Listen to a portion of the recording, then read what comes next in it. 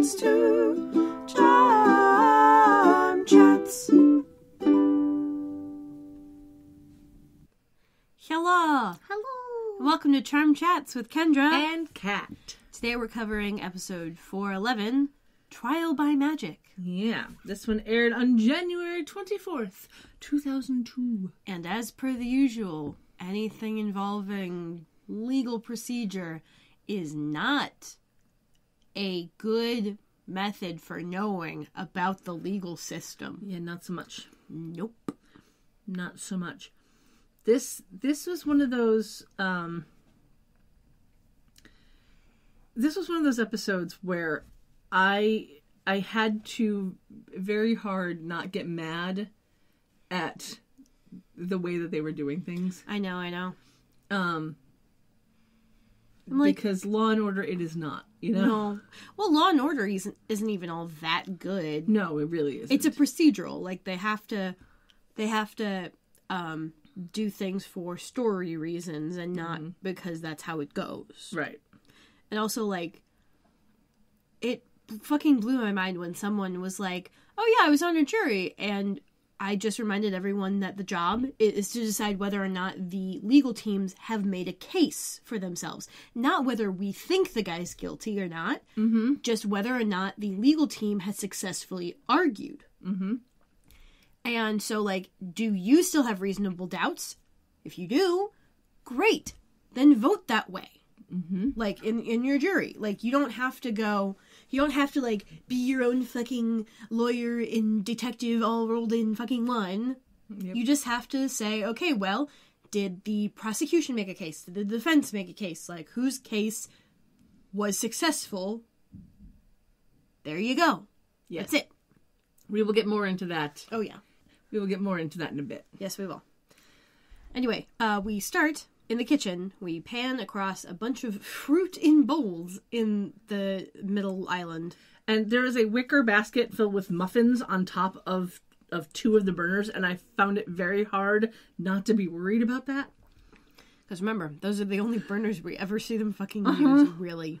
It was a wicker basket on top of a thing that produces flame. This is not smart. They probably didn't hook up the gas line. But if it was in a real house... I know. You at least put a cover over the burners. Hopefully. You don't just put a wicker basket on top of them. Oh, he dig. Yes, Blue is digging. We're just going to talk over it. So, Piper and Paige are making breakfast as Phoebe rushes on in. Piper is in a V-neck brown shirt with sleeves to the elbows and tan pants. She's got that little diamond cross necklace on, and her hair is half pulled back with a clip. Like, I used to do this hairstyle all the time in middle school. It looked so good on her. And her hair is so long. Yeah, it was just a really good way to get your bangs out of your face. Yeah. And I was stupid in middle school. For some reason, I only liked my hair 3 days after I'd had a shower. You know, that actually makes sense. Because when your hair is first clean, it's too clean to do anything with it. Yeah, but no. In middle school, it was just that one day. The next day would be too greasy, but it would be just greasy enough right then. Yeah. But the amount of grease I was producing in middle school meant that was the day I should have had the shower. Like, before that day. But no, I didn't. I was just like, no, the third day's the best. And then the next day I'm like, it feels dirty. I'm like... It was not that much less dirty the day before, kiddo. Yeah, no, but I get that. Because especially, like, for my hair. I definitely still have one of my IDs with a picture of that on it. And I'm just like, oh, God, my hair's so greasy. But, like, for my hair, the day I wash my hair, it is so fly away clean that I can literally do nothing with it. And it drives me insane. Because I can only wear it down. And then the only way that I can sleep with it is that I have to have it braided. Because a braid is the only thing that keeps it contained while I'm sleeping. Yeah. But, like, the second day, I can at least pull it into a messy bun, and it's okay. The third day, I can pull it into a messy bun or a ponytail, and it's fine. And then, like, after that is the, how lazy am I being? Yeah. You know? But since I've dyed my hair blue, which has been, almost 3 years now, I only wash my hair once a week. And I'm going to be honest, if that. Sometimes I'll wash my hair once a month. I use dry shampoo. and, you know, shower curtain or shower cap, you know, 'cause shower curtain. But like, I still take a shower once a week, a couple times a week, but like, I only wash my hair when I absolutely have to. Yeah. Because it's blue and it costs money to replace that blue. And I tried to get overtone, but that has coconut oil in it. And so I'm wary of using it. I didn't get a huge reaction because there's a whole mess of other stuff in there. So I'm assuming the coconut oil that's in there is like the smallest amount possible. Well, isn't it like the first ingredient? No, it's like one of the middle ingredients. Okay, thank goodness. that's good. That's good. Exactly. It's like one of the middle ingredients, so it's got stuff in front of it and stuff behind it that's toning it down. Mm-hmm. Over-toning it down. Yes. You're welcome. Yes. But yeah, so I'm wary of using it, but I bought the entire system, and so I will be using it. But the first time I get a reaction, I'm done. Mm. Oh, one of my friends, in preparation for boat, got her husband the purple for brown hair. Mm-hmm. Looks gorgeous. They used literally the entire tub. Oh, yeah. Because he's got a lot of super curly hair. Like, I think one of the ads was for a dude with curly hair, and he had to, like, use 1.5 or whatever. Mm-hmm. I'm like, yeah, that's about his level of hair. So, yeah. Slightly shorter, but still a lot of fucking hair. Yeah, and honestly, I would try that. Yeah, the only reason that good on me. Yeah, the only reason that I'm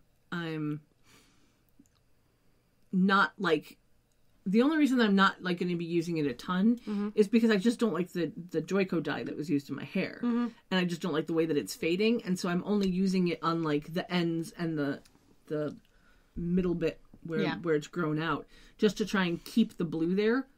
Because I don't like the way that it's fading. But other than that, like I'm not covering my entire head in it because you don't need to. Yeah. And if when I next get my hair dyed, I can go back to the Pravana that I actually enjoy. Yeah. Then I won't need the overtone at all because it fades beautifully. Yes, it does. But that's yeah, we're gonna have to try seeing if my hair will dye one of these days. Yeah. Or bleach, rather. I mean, if you want to bleach your hair... Well, I want to see if it will bleach, because then I know if I can get, like, what I want to do done. Yeah. Yeah.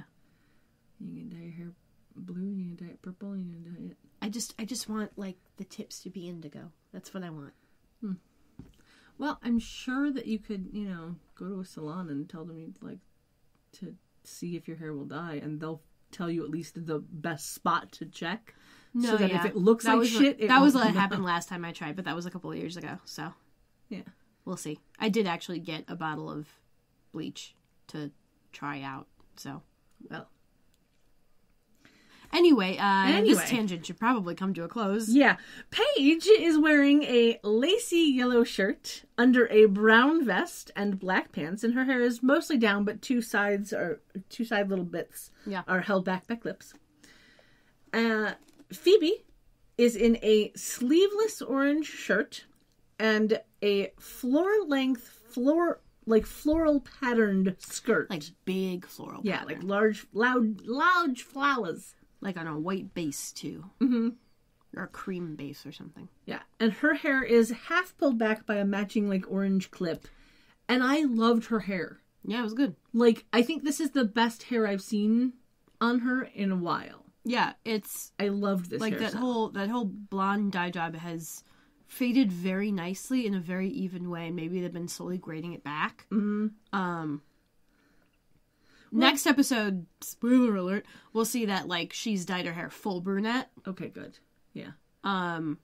So it's a nice, warm, rich brown, like, medium toned. Medium to darker, really. But this is still, like, plausibly could have been going for blonde, is what I like to call it. This is still a very, very light brown, and it's really nice, and I really like it. I like this hairstyle on her, I like this color on her, it looks good. Mm-hmm.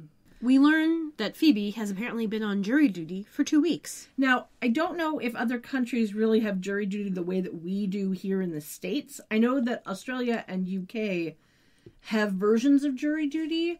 But their judicial system is probably... their judicial system is a little different, I imagine. But it says nothing of other countries with jury duty. I know other countries have juries, but I don't know if they have the same kind of jury duty. So jury duty is where you get pulled into a local courthouse to possibly be put into a jury for a trial. It is mandatory. It is usually very boring, and it rarely results in you actually getting put on a jury. Yeah, because they pull So I've only been put on hold for possible jury duty. Like, I got a letter in the mail, and they're like, you might be called, so check it, like, call this number at this time before the actual day, and it'll tell you who of the selection is being called. I really love the movie Runaway Jury because it goes through the entire jury selection process. Yeah. And, yeah, it's fictionalized, but, you know, they can dismiss jurors for whatever fucking reason, but they only get a certain amount of that. And, you know, both the defense and the prosecution get to, like, talk to the potential jurors for, like, whatever the fuck. And, like, is there a reason why you shouldn't be on this jury? Side note, Batman, Bruce Wayne, in the comics, was called in for jury duty, and he did not lie. He actually told them he was Batman when they asked if there was any reason he should be on this jury, because the trial was for a dude he caught as Batman. He's like, oh yeah, I know reason. I'm Batman. And they claimed he was... Everyone started fucking laughing, and they put him on the jury. And then, like, at the end of the trial, he's talking with one of the other jurors, and the dude's like, well, yeah, but, like, people lie all the time. Like, you've lied. You said you were Batman. And there's this great shot where he's saying, how do you know I'm not? And his shadow is Batman.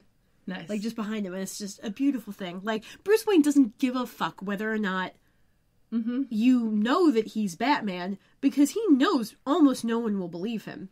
And I love the whole trope of, you know, like, with secret identities and shit, like, oh, the villain finds out that the hero and this person who happens to be their secret identity are, like, connected somehow, and so tries to kidnap the person that they don't know is the one they're looking for. And so, like, I think it's happened with Superman before. And someone theorized about how it would happen with Eddie from Venom. And how Venom would just be inside of Eddie cackling the entire time, like, where's your 7-foot boyfriend? Tell them where he is, Eddie. Tell them where your boyfriend is. No, I think my absolute favorite was there was a meme where it was Batman reading the newspaper and sees an article about Superman, and the byline is Clark Kent, and he goes, wait a second. It just made me laugh so hard, because Batman knows that Superman is Clark Kent. And he goes, did he just write an article about himself? He's probably assigned it. It was just very funny. It was so funny. I gotta imagine what Clark would have been like being assigned that thing. He's like, I don't know if I could report on that. Like, it...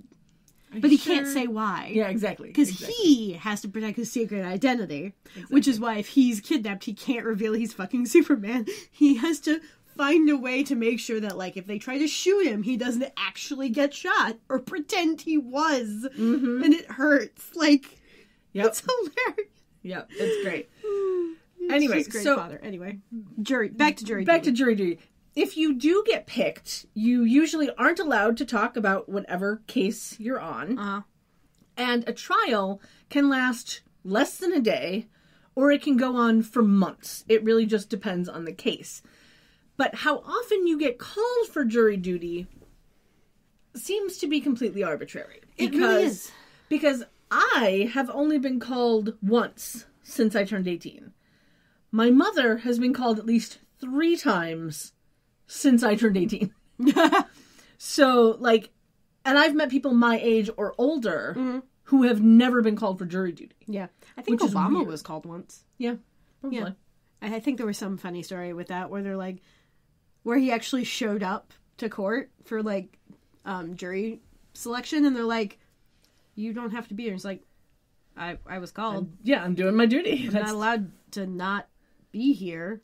So Like, it is mandatory. Yeah. That's the whole point, is you get called for jury duty and you go. Yeah. And it sucks. Oh And- yeah, and it reminds me of the one bit in Runaway Jury where the guy who's blind comes in and they're like, "Oh, you were like pre-excused for this. You don't have to come in. We have like your disability on file." And it's like, "Bitch, I want to be here. Mm-hmm. This is my civic fucking duty." Exactly. That is the funniest thing ever, is that most people that I have met hate the idea of jury duty because it's so fucking boring, because you rarely get chosen for a trial. You literally, you go, you sit in a room for however many hours, and then if you do get called in to be a prospective juror, you go into a room, they ask you a bunch of questions, and they usually go, "Okay, you're dismissed." Because, they only need 12. they only need 12. And for me, when I went, when I was, the only time that I've ever gone, I don't do trains. We have had this conversation. I hate. Oh yeah, yeah. Trains. It's like you had to psych yourself up a hell of a lot. And so for us, jury duty, especially since I lived in Cook County at the time, that meant going downtown, which meant taking a train, because you're not going to drive and park downtown. It's too expensive. So I had to psych myself up to try and get on the train, and a lovely stranger pulled me onto the train at my insistence, because I needed the... Hi, Blue. Bye, Blue. I needed the help to get onto the train, because otherwise I was just not going to get onto it. Yeah. She helped me get off the train, and then I wound up calling my mother to pick me up, because I was like, I'm not doing that again. Or I called a friend or something. But I was like, yeah, no. Well, on the way there, that's it. But when I got there, I was actually quite excited about, like, my first time on jury duty. This is awesome. And because you have to take off work if you get called in. Yeah. And your work's not allowed to fire you for it. Your work is not allowed to fire you for it, but they don't have to pay you for it either. True. So when you go to jury duty, they give you a little thing for your work so that you can be like, I was on jury duty, that's why I couldn't be here, that sort of thing. Yeah. And they usually give you like a stipend. Yeah, it's like a $10 thing. It's not It's not a nothing. lot of money. It is literally enough for you to get, like, supposedly enough for you to get food. That's basically all it is. But I went and I was like, okay, whatever. They called my name for the thing, and I went in, and it was a car crash scenario, and it was the question that I got asked was, have you ever been in a car accident? And I said yes. And they're like, have you ever been in a car accident that was your fault? And I said yes. I said, have you ever been in a car accident that wasn't your fault? And I said yes. Because I have. Yeah. And they said, do you think you can be unbiased about how to deal with this case for this defendant? And I said yes. And then they said, no, I was dismissed. And I was like, okay. Apparently they didn't want unbiased people. Who knew? Yeah. Like, okay, fine. And then I went back into the waiting room where there was, 100 other people. And I sat there and I read my book for the next 20 minutes. And then they were like, okay, you're dismissed for the day. And I'm like, great. I'm now dismissed and I'm downtown. Yeah. Great. But it was literally like my entire day. There was nothing else I could do that day. There was just, Yeah. And yeah. Yeah, I remember the one story about the woman who got called for jury duty, and they're like, is there any reason you can't be on this jury? And she's like, yeah, I have opera rehearsal. And then they're like, okay. Like, because they don't know whether or not to believe her. So they're like, okay, well, sing something. And so she starts singing Oh My Baby No Caro. And then someone on the internet's like, this is something that totally didn't happen. She's like, bitch, you think an opera lady wouldn't want to sing at the drop of a hat? You think it wouldn't make the judge's fucking day to have that happen? Yeah. Like, we got receipts, bitch. Yeah. Here you go. Here you go. Yeah, it's very I bet funny. the judge probably still remembers that. I mean, probably. But, like, the funniest part for me is that, like, I'm probably one of the only people I know who's like, yes, please, call me for jury duty. I would love to go for jury duty again. Because while it was boring as fuck, I met the most interesting people in that waiting room. Yeah, I'd be fine with jury duty as long as it wasn't, because like I remember the last time I was called, there was a potential that it would mess up me going to a concert I really wanted to see. And so I was like, well, this would be hella inconvenient and I wouldn't want to do it for that specific reason. But otherwise I'd be like, fine, as long as I'm literally not out of the country. Yeah. Or like in the middle of doing something. Yeah. That'd be great. I don't mind. I can bring a book. I can people watch. It'll be great. Exactly. But I think that's the funniest part for me is like, it's literally been, 20 years. Yeah. And I've gotten called once. Yeah. And in the past 20 years, my mother has gotten called 3 times. Yeah.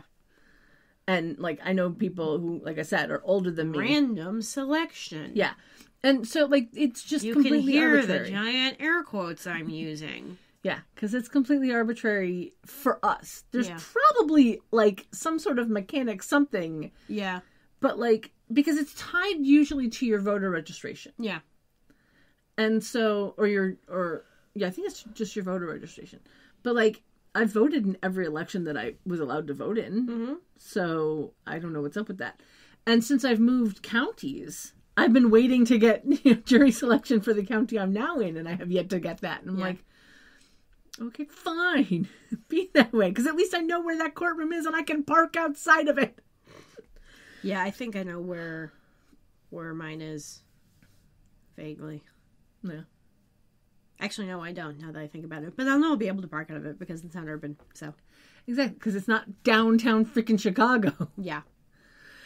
Anyway, Phoebe says she can't sleep, not due to the case that she can't talk about, but because she misses Cole so much. Oh, so much. And she makes a joke about becoming a vampire if he doesn't come home soon. Which her sisters think is in poor taste. Yes. Apparently, Cole has gone off to... funny in this family.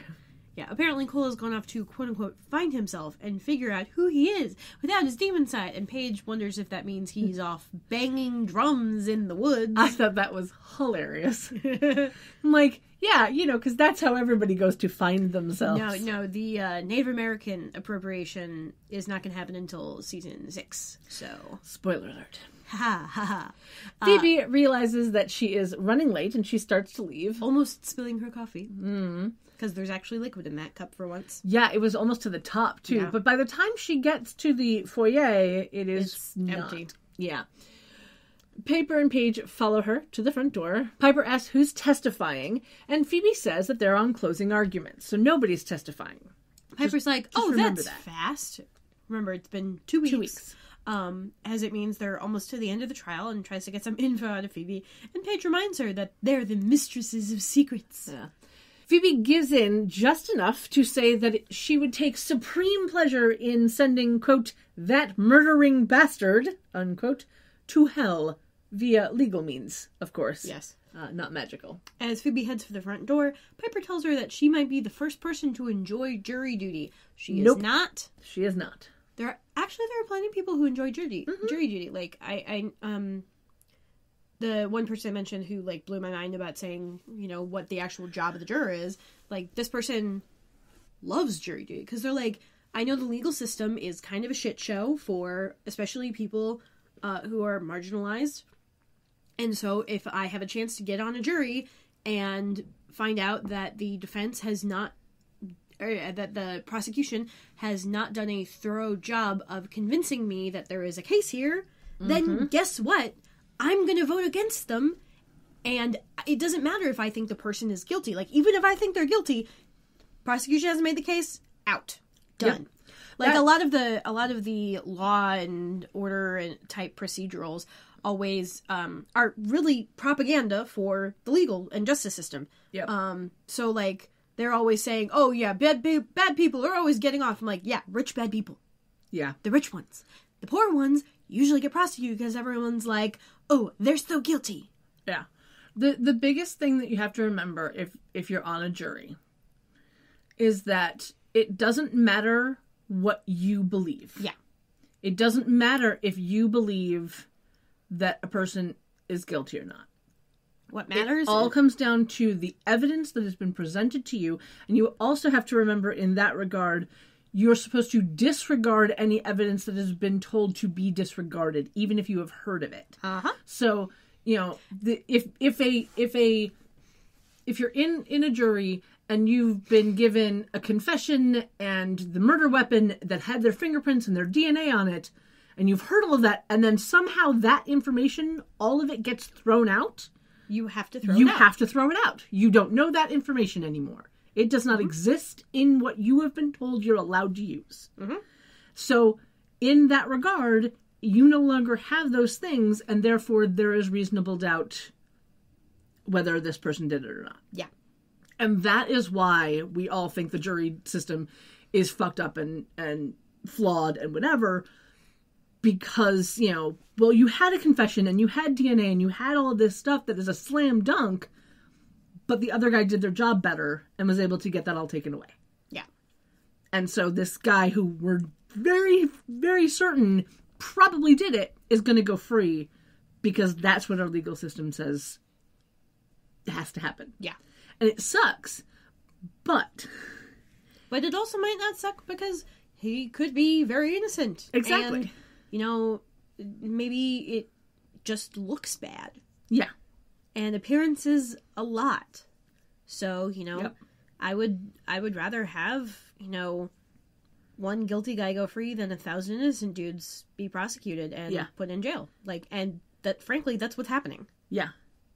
And the thing that, and I'm very sorry that we're getting a little political here, but like, there was the one dude who was in prison for so long, and he took up drawing, and he would send his drawings into a golf magazine, and they got the investigation going to fucking overturn his guilty verdict because he didn't fucking do it. He was just in frickin' prison.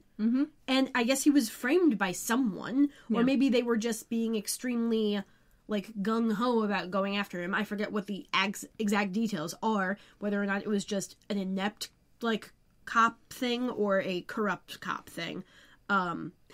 Thin gray line covered in jellyfish. yes. Thin semantic line covered in jellyfish, I should say. Yeah. So yeah. But like there's a lot of things about the jury system, about our judicial system as a whole, that need to be dealt with. And the biggest thing, and again, I'm sorry for us being a little political, but you love our tangents, so deal with it. I'm not sorry. Like the Adnan Syed case. Yeah, I didn't listen to Serial. Oh, I listened to Serial. I've listened to Undisclosed. I've listened to like all of it, and I even have the book that Rabia Chaudhry wrote. I haven't read it yet because life gets in the way. If there's an audiobook, I will try and find that. But it's one of those things where he's in jail and has been for years for a murder that I'm fairly certain he did not do. And the only reason that he's in jail is because somebody dropped the ball when they were charging him and wrote down his age as 18 instead of 17. And so he got charged as an adult. Shit. Yeah. He got charged as an adult instead of a minor. And that's the other thing in this country of ours is how many kids who do murder. 13? Yeah. Who And do of murder. course it was a black kid because society can't get over the fact that they're inherently racist and they have to work against that. Yes. But that's my biggest problem with our judicial system is the fact that if you kill somebody, even if you're a minor, they will find a way to charge you as an adult because you've killed someone. Yeah. And that's how our judicial system pisses me off. Yeah, because, regardless of motive. Right. And I completely understand that, yes, like the two girls who took their friend out into the woods and killed their friend because Slender Man told them to. Yeah, those girls need help. They still shouldn't have been charged as adults. They should have been charged as minors, sent to therapy, sent, to juvie or whatever.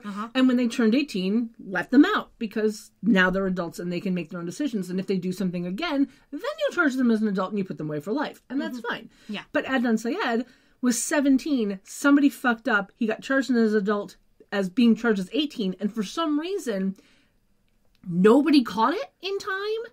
Nobody caught it, and they can't somehow fix it they can't just be like, well, he was only 17. Let's just do time served. He's done now. For some reason, that isn't a thing, because I don't know the law enough to know why they can't do that. But that's the thing. This is going to become an Ed Unsayed podcast, and I don't want that. Yeah, this is already a large judicial tangent. Yeah, I apologize, like I said, but it just... I think that'll be our next podcast, is just tangents with Kendra and Kat. Oh my god, yeah.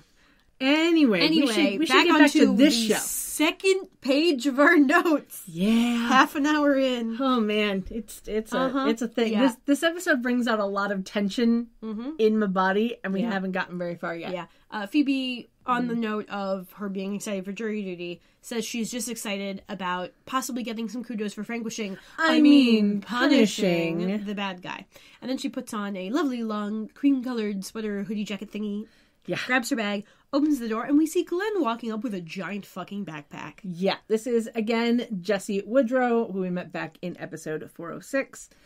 Glenn is wearing a blue t-shirt that has what looks to be the outline of a 45 RPM spider insert in blue camo.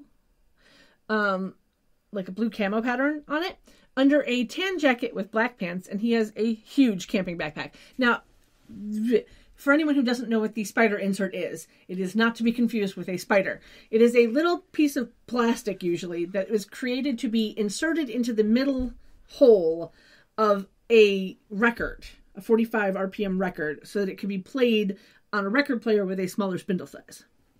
It's called a spider. It's a spider insert. I don't know why they called it that.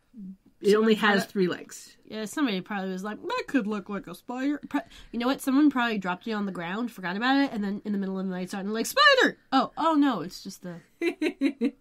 You know, I don't think that's what happened, but, you know. I'm going with it. Sure. Anyway, he comes in as Phoebe leaves. Paige goes to give him a hug. And we learn that apparently he is done with Australia and thinking about Nepal. And wanted to come by and see how she was. As the welcome between the two lingers a bit, Piper finally clears her throat. Paige drops the hug, introduces Glenn to Piper. And then Paige asks him where he's staying. He's like, I'm not sure. And it does look like he's fishing. A little bit, yeah.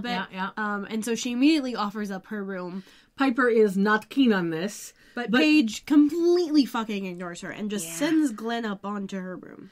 As soon as he's out of earshot, Piper tells Paige that they don't usually have house guests because of all of the obvious reasons.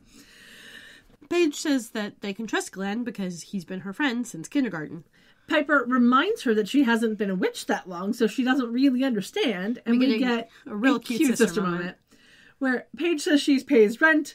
Piper says there is no rent. Paige says it's an expression. And Piper's like, it's not. So Paige says, well, it should be, and then walks off. Yeah. It was super cute. Yeah. It was super cute. Yeah. We then cut over to a courtroom where the prosecutor is doing her closing arguments, and we see Phoebe sitting with the jury. Now, before we get further into this episode, we're going to have a lot of extras to tell you about. So this is the largest amount of guest cast that we've had at the same time. So I'm going to quickly give you a rundown of who most of the people are that we're going to meet, just so that we can get out of the way and get down to the storytelling. And a lot of them are like that people. Yeah, they're like that gang. That faces, yeah. So the prosecutor is played by Kathy Mazer, and I believe she was credited with an umlaut over the A in her name. Mazier? No, her first name. Oh. Yeah. Interesting. Yeah. She was born in 1961 in Providence, Rhode Island. She has 56 acting credits so far, starting back in 1988, mostly starring in single episodes of TV shows. She did have a 5-episode run on The Closer, which turned into a 55-episode run on that show's spin-off Major Crimes. Interesting. Yeah, thought that was quite interesting. The judge is played by Charles Walker. He was born in 1945 in Chicago. He has 141 acting credits between 1975 and 2012, and one of which was the pastor back in episode 308. So I'll let you go back to that one and see if I say anything else about him. Yep. Now, only 3 of the jurors get credits. I recognize 2 of them. Mm-hmm. One is played by Peter Siragusa. Siragusa? Siragusa. Siragusa. Siragusa. Siragusa? Yeah, like Syracuse. Siragusa. Yeah. He was born in Boston, and he has 56 acting credits between 1982 and 2017. And he actually has an extensive background in the Chicago theater scene, having done a record-setting 5,000 performances of the play Sheer Madness, which is one of the longest non-musicals that has been running in the world. And that's shear as in sheep. As in hair, but yes. Well, I know, but like you shear a sheep, so yes, but it's a murder. Fewer people connect shear, that spelling, with hair than with sheep. True, is what I'm saying. Sheer Madness is a murder mystery set in a hair salon with some very stereotypical characters, but it is a very unique audience participation type show. You get about 30 minutes of normal comedy stuff, and then the murder happens, and then the cops show up, and then the audience gets to hear all the clues and see the reactions of what, each suspect says they were doing during the time of the murder. And then during intermission, the audience gets to ask questions of the witnesses. They get to ask all sorts of questions and make their own judges of what they think happened. And then they get to vote on who they think is guilty. And then the cast goes into improv, because most of the show is improv. Yeah. But the cast goes into improv to finish the show, so it's a new ending every night, because whoever the audience votes as the guilty party is the one who did it. And that's the best part. And I want to go. I want to see it so bad. It's in the vein of like Tony and Tina's Wedding, which I want to go to, that I've never been able to go to. It's so good and I want to see it. Anyway, have a second. This juror, at this time he is the male juror. Mm-hmm. When we see him next, he will be holding a cigar. Yeah. So I will wind up calling him Cigar Juror. I'm putting that out there now, even though I'll mention it again later. But I'm like, oh, stereotypical Italian dude. Yeah, a little bit. He should be in New York at this point. There's a lot in New York, Boston, New Jersey. Yeah. Like, there's a lot of that in this. Anyway, the next juror is played by Cleo King. She was born in 1962 in St. Louis, Missouri. And she's got 91 acting credits so far, starting back in 1988. Her longest running gig was 57 episodes as Grandma on the show Mike and Molly. I recognized her from an episode of Gilmore Girls, I think. And she's been on a couple of other things, just like as bit parts. Like, she's a total that lady. Mm-hmm. And she's very good at the like stereotypical sassy black lady. Yeah.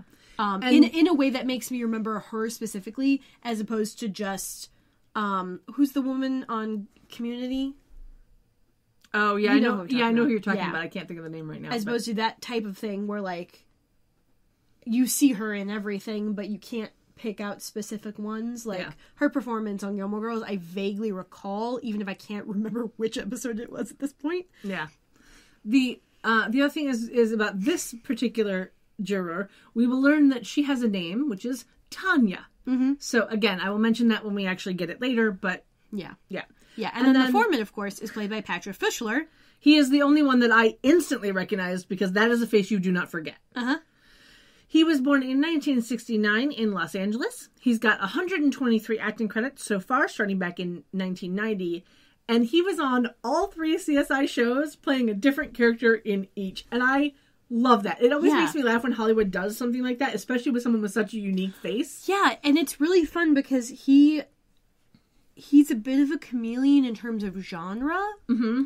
Because he's very good at playing like a sort of straight man, which is what he's doing on this show. He's very good at doing serious. He's also very good at doing creepy. Oh, yeah. And he probably doesn't have another character on this show, but like he could easily do fantastical stuff, and I'm pretty sure he has. I can't specifically remember what right now because I'm not looking at his IMDb, but like he can genre shift pretty easily in a way that like Cleo might not want to or be able to, or Siragusa might definitely not be able to, because he's very, very one-note, stereotypical angry Italian dude. Yeah, it's one of those where like he can play, pissed off Italian or alien. Like he can as long as he's got a cigar in his hand. Well, no, I was talking about Patrick. Oh, sorry. It's all right. But yeah, no, he's definitely a face you don't forget once you've seen it. Yeah. Hold on, I was gonna say something else about the the reason that I enjoy when Hollywood casts the same actor for different parts in shows that are in the same universe, and the reason that I even thought about it is I was watching NCIS New Orleans. Yeah. And there was a character, this woman was building some sort of or she had a chemical that could be used to help, during like hurricanes and stuff to stop the dams from overflowing or whatever it was. And I looked at her face and I was like, wait a second. Hold, please. I paused the show. I went to the IMDb to make sure I was right about who she was. And she was in 12 episodes of the original NCIS where she turned out to be a bad guy. Oh. And I was just like, why? This is the same universe. Why did you do Why did you do this? Because now all I think of, and I don't remember if her bad guy character died, but all I can think about is I was like, oh, the bad guy from NCIS changed her name, went into science and moved to New Orleans. Oh, okay. Yeah, you gotta love when that happens. Because, she was so predominant in that show. She was one of the main characters for 12 episodes. Ugh. Mm-hmm. Yeah. But when you're on 3 different seasons or 3 different series of CSI playing different characters, it's not nearly as noticeable. True. Even though they're still in the same world. Yeah. But it made me laugh, and that's why when I saw this and I've been watching that, I was like, oh, Hollywood. Mm-hmm. Anyway, our defendant then, Stan Provenzoli, and they spell it weird in the caption. Yeah, they spelled it wrong in the captions. Yeah, it made me be like, oh, maybe the prosecutor's just saying it wrong. And then everyone says it the way the prosecutor said it. I'm like, okay, they just wrote it down wrong. Yeah. But anyway, he's played by John Thaddeus. Mm-hmm. He was born in 1960 in New Jersey. He has about 45 acting credits so far since at least 1989. But his IMDb is not done completely right, so I'm not actually sure of that starting year. Okay, I'll trust you on that. Because when you're on a soap opera, the date on the soap opera, let's say they include the date that the soap opera started and not the date that they were on it. Right. Okay. So normally when the IMDb is done properly, it will say whatever the soap opera is, let's say Guiding Light, whatever. I just can't. Yeah, and it'll just say, and it'll say 1963 as when the soap opera started, but in the character description it'll say 1994 is when he was on the show. Yeah. That sort of thing. His first 3 IMDb credits are all things that were before he was born or when he was a baby. And they are definitely characters that could not be played by a baby or someone who doesn't exist. So. Yeah. Little things. Uh-huh. So 1989 is an estimate. Okay. Yeah, that's enough of the bit parts now. I'll let you know of others as we go along. Yeah. So at this point, the prosecutor, in her closing arguments, is saying that Mr. Provenzoli has no alibi. His only explanation of how he led the police to his ex-wife's dead body was due to a premonition, and that there's overwhelming evidence against him. She then picks up a dagger, labeled with an evidence tag, but in not any sort of evidence bag of any sort, saying that it's the murder weapon. She says that the defendant admitted to using the dagger in his magic show, and then says that he used it to kill his wife, Angela. His ex-wife, whatever. Yeah, she then asks the court's permission. Which she gets. And then hands the dagger to the jury foreman, asking the jury to return a verdict for murder in the first degree, and they all start passing the dagger along down the row. Right. So everyone can touch it, and we know what's coming. Yeah. So murder in the first degree is an intentional murder done with advanced planning or premeditation. That is what murder in the first degree is. So murder in the second degree then is unintentional. It's unplanned. Unplanned. It is still an intentional murder, but it is unplanned. And then third degree is unplanned, unintentional. Well, no, that's manslaughter. Yeah, manslaughter is unplanned, unintentional. I'm not exactly sure what third degree is. I didn't look into that as far because I don't, whatever. But so the foreman looks at the dagger, passes it along to the next one, and I want you to understand that this is probably done just for TV, because I am fairly certain that if the jury was ever going to be handed a piece of evidence, it wouldn't be done in the courtroom during closing arguments. Nope. That's just not a thing. No, it's not. And also, if they're gonna even if they're going to pass around, they're going to have it in a evidence bag. Even if all of the evidence has been collected by now, like, it doesn't matter if someone gets fingerprints on it. The point is, it's a knife. Yeah. And you don't want to be handing that around everywhere. Like, true, you have screened the jury, but you haven't necessarily screened them emotionally in the last 2 weeks. Like, you just don't want to fucking be doing that. Who knows what kind of weird, like, political machinations have happened inside the jury itself. Like, maybe someone's gotten really pissed about the way Cigar Dude always has a fucking cigar. Yeah. Like, and it just gets super pissed and stabs him. Like, don't give a sharp object to a bunch of people. Yes. I mean, but there would be a lot of witnesses, but that... Well, yes. Still don't do it. It's not a good idea. But again, it's not even just the... Come on, Blue. It's not even just the fact that it's passing along a dagger. It's you don't doing closing arguments. If they were going to have access... Hi, Blue. If they were going to have access to that particular piece of evidence, they should have done it before they got to closing arguments. True. Just saying. Anyway, so we all know what's going to happen. When Phoebe gets her hands on said dagger, she has a premonition. She sees the murderer, and lots of stabby motions in a shadow, and then we get a close-up shot of a tattoo of a Medusa on his forearm. So that's a female face with snakes for hair. Yes. The premonition ends. Phoebe drops the dagger. The judge asks if she's okay. She doesn't answer, but she sees that Mr. Proviselli, as he lifts his arm, and thanks to his short-sleeved dress shirt, Phoebe sees he has no tattoo. Though, to be fair, our last tangent before we get to the opening credits, to be fair, it could be covered with makeup. That is the thing that some lawyers will do for their defendants if they think that the tattoos of their defendant will prejudice the jury. There was a case in 2010 where a lawyer was sure that his client's tattoos would make it so that the jury wouldn't be able to believe he was innocent of murder and the attempted murder that he was convicted of, or that he was on trial for. So they paid to have a professional makeup artist cover all of his tattoos. In that case, however, the jury still thought he was guilty and he was convicted to life without parole. The jury came to their conclusion on Wednesday, and so he elected not to wear the makeup over all of his tattoos for his sentencing that Thursday. So the jury got to see the neo-Nazi in all of his tattooed glory, including the large swastika on his neck.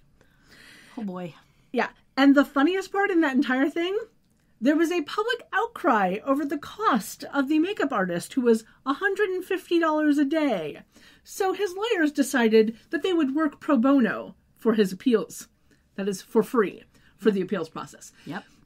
I think that's hilarious. They were mad about the fact that the taxpayers had to pay to cover his tattoos. $150 a day. I mean, I would be mad that he was a neo-Nazi. Yeah. And then I'd be like, excuse me, you mean that you tried to tell us that this dude was, like, super squeaky clean? No. It probably never came out in the trial that he was a neo-Nazi. Probably because not. It might not have been completely relevant. But, like, let's face it. Being a neo-Nazi is a huge intro into someone's character. Right, and that's why they cover the tattoos, because if you know he's a neo-Nazi, you're automatically going to assume he's guilty. Well, I mean, not that he's guilty of this per se, just like, that really says something about a person when they're a neo-Nazi. Yeah. Like, it actually says something. Whereas just, like, a random, like, say a Medusa head tattoo, like, on a random dude, like, might not say anything in particular other than he's got a tattoo. Like, that's if you don't, true. If it doesn't have specific meaning to you. But a swastika has meaning to fucking everybody. Yes. And, like, I'm sure there are people on the jury who were Jewish who were, like, completely outraged to know this now. And they're like, holy fucking shit. I've been blindsided now. But see, I don't know enough about the case to know that, but I'm assuming the evidence against him was enough that they still convicted him even without being able to see the tattoos. Yeah. So that's a thing. But yeah, it's just very interesting. I'll probably link to an article or whatever for this guy. I'm not going to name him here in the podcast because he doesn't deserve it. But I just thought it was hilariously funny because when you see his tattoos, like he had like barbed wire over his eyes, so they covered up as much of that as they could. They covered up the swastika on his neck. They covered up like everything. And you look at him, and they did a good job of covering the tattoos. You could still tell that there was a tattoo on his face because they couldn't cover the entire thing because, you know, eyeball. Don't tattoo your face, people. Well, there is that. But unless you're getting eyebrows. Even then. But it made me laugh that it was like, they saw the tattoo covered up on his face and they were like, yeah, he probably has more. Okay. You know, like, but the fact alone that his lawyer was just like, yeah, we're going to cover his tattoos because people will automatically assume he's guilty just by looking at him. And we want to have, you know, the best chance possible of getting him to go free. But the evidence spoke and was like, yeah, it doesn't matter what he looks like. He fucking did this. Yeah. It also kind of pisses me off in a way because a white dude gets this treatment and like they will just bring a black dude in his like prison outfit because he can't afford anything else. Mm-hmm. And like taxpayers aren't paying for him to get a suit for his trial. Yeah. Because apparently that's too much, even though it would be less than $150 a day. Yeah. A basic suit will be $100 and it'll last you for however long your trial is. Like, come on. Yep. Or like I remember seeing a video of this one judge who was just, I mean, she was like a more local judge, who they brought in someone who'd been in the jail like for a short period of time and she didn't have pants on. Yeah. And they're like, what the fuck? Yeah. Like, dude, are you kidding me? Have they not given you pants? And the woman's like, oh yeah, like they're not giving anyone like sanitary products or anything in there. Like no one's giving me And the pants. judge was like, we're going to fix this now. And then gets on the phone and calls the jail and immediately dismisses all of the charges because the woman was brought in on a fucking shoplifting charge. Yeah. Like something minor and was put in jail because she like couldn't pay bail or something. Like, yeah, I don't even remember exactly the bail what it system was. But sucks. yeah, well, we're not going to tangent on that. This is a very social justice heavy episode. Yeah. For sure. Like we're only at the opening credits, guys. Yeah. We've been going for an hour. Yeah. Can we just like power through? Yeah, we're going to power through. Okay, Let's do this. Okay, yeah, anyway. So opening credits. No Daryl Kroll in the episode, though they both get mentioned. Yeah. We come back to the jury going into the deliberation room, which has large table, chairs in the middle of it. It has stacks of like paper and pencils on it, and there's a small table with a coffee machine by the window. And it gave me flashbacks to 12 Angry Jurors. Yeah, 12 Angry Men. Well, when we did it in my high school, we called it 12 Angry Jurors because there were men and women. Nice. And there was the fake pregnancy belling on one of them. It was great. Nice. I got to handle that one. That's awesome. Yeah, no, this is very reminiscent. Oh, I was stage manager for that. That's what it was. This is very reminiscent of 12 Angry Men with like Henry Fonda, like the original. Yeah, yeah. Our credited male juror is holding the unlit cigar for some reason. I still don't understand that because he's not smoking it. It's an unlit cigar, but so now he is cigar juror. Anyway, he jokes about getting a premonition that they'll all be home for lunch and cackles in a very annoying manner. The foreman's like, we need to review the evidence. That's procedure. And then, of course, Cigar Dude's like, we should vote. And then asks for people to raise their hands for guilty verdict, which only the foreman is supposed to be allowed to do. That's why he's the foreman. Yeah. Anyway, he raises his hand, so does everyone, except Phoebe, who he notices. He's like, lady, what's up? It's been 2 weeks and you haven't learned her name? Asshole. I know, right? And so she gets up and says that she has to go to the bathroom. Entire room groans. Yeah. She turns around. It's literally behind her. She turns around and walks through that door into the bathroom that is attached to the room because, like, it's just more convenient that way. Right. And then calls out for Leo. Leo orbs in. He is wearing a white t-shirt under a long-sleeved green polo shirt with sleeves pushed up and jeans, and his hair is a bit more spiked than usual.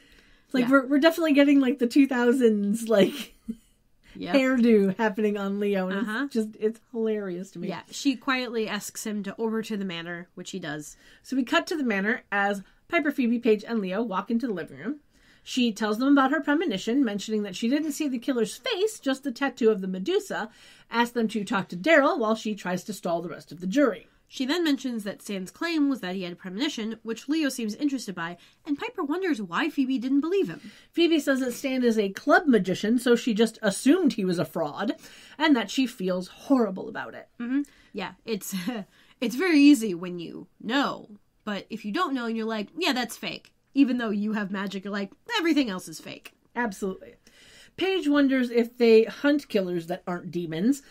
Phoebe says that she had the premonition for a reason, and then Piper makes a noise as Glenn walks in. So Leo tries to cover by saying hi to him, and Piper, through clenched teeth, asks, what did you hear? And of course Glenn is like, what'd you say? So Phoebe says, oh, she asked what you're doing here, which is definitely a better than Mufasa to Mikasa kind of cover up. Yeah, a little bit. He replies that he was looking for the kitchen, and then he asks, didn't you already leave? And she's like, yeah, I did leave, and I'm leaving again. Paige offers to take Glenn to the kitchen for a sandwich. Yeah. Which I thought was very funny because she cut the word in half. I have that Munchkin card. Mm-hmm. And then Paige and Glenn walk off, and Phoebe asks if he's staying in the house. Piper affirms this, and Phoebe says that Piper should talk to Paige, and Piper's like, I already did. Apparently, I was the only one paying attention. Yeah, I love that. It was super cute. Yeah, Phoebe sighs, and then we cut back to the courthouse via exterior shot that we have absolutely seen before, and into the jury room where Cigar Dude is banging on the door to the bathroom, and you can hear how thin this fucking door is. Yeah, so remember that for future. It is plywood veneer in the middle. Yeah, it's not even plywood. It is a hollow door. Veneer. No, it's, oh god, it's like the cheapest thing they could make that they just painted to look like it was thick and official or whatever. Anyway, our female credited juror, Cleo, also known as Tanya, says she'll call for the bailiff because something might be wrong. The man continues to bang, and then it finally swings open just as the foreman is about to grab the bailiff. Phoebe walks out, apologizes, and says, it's that time of the month, and we get a great face on Cigar Dude. He does a, ew face, turns around, and then sticks his head in his hand like he's got a headache. Yeah, we get stereotypical grossed out groans from all of the men in the room, and I cackled. It was hilarious. It was one of those where, just that scene, I want to find a gif of that scene, because it was just perfection.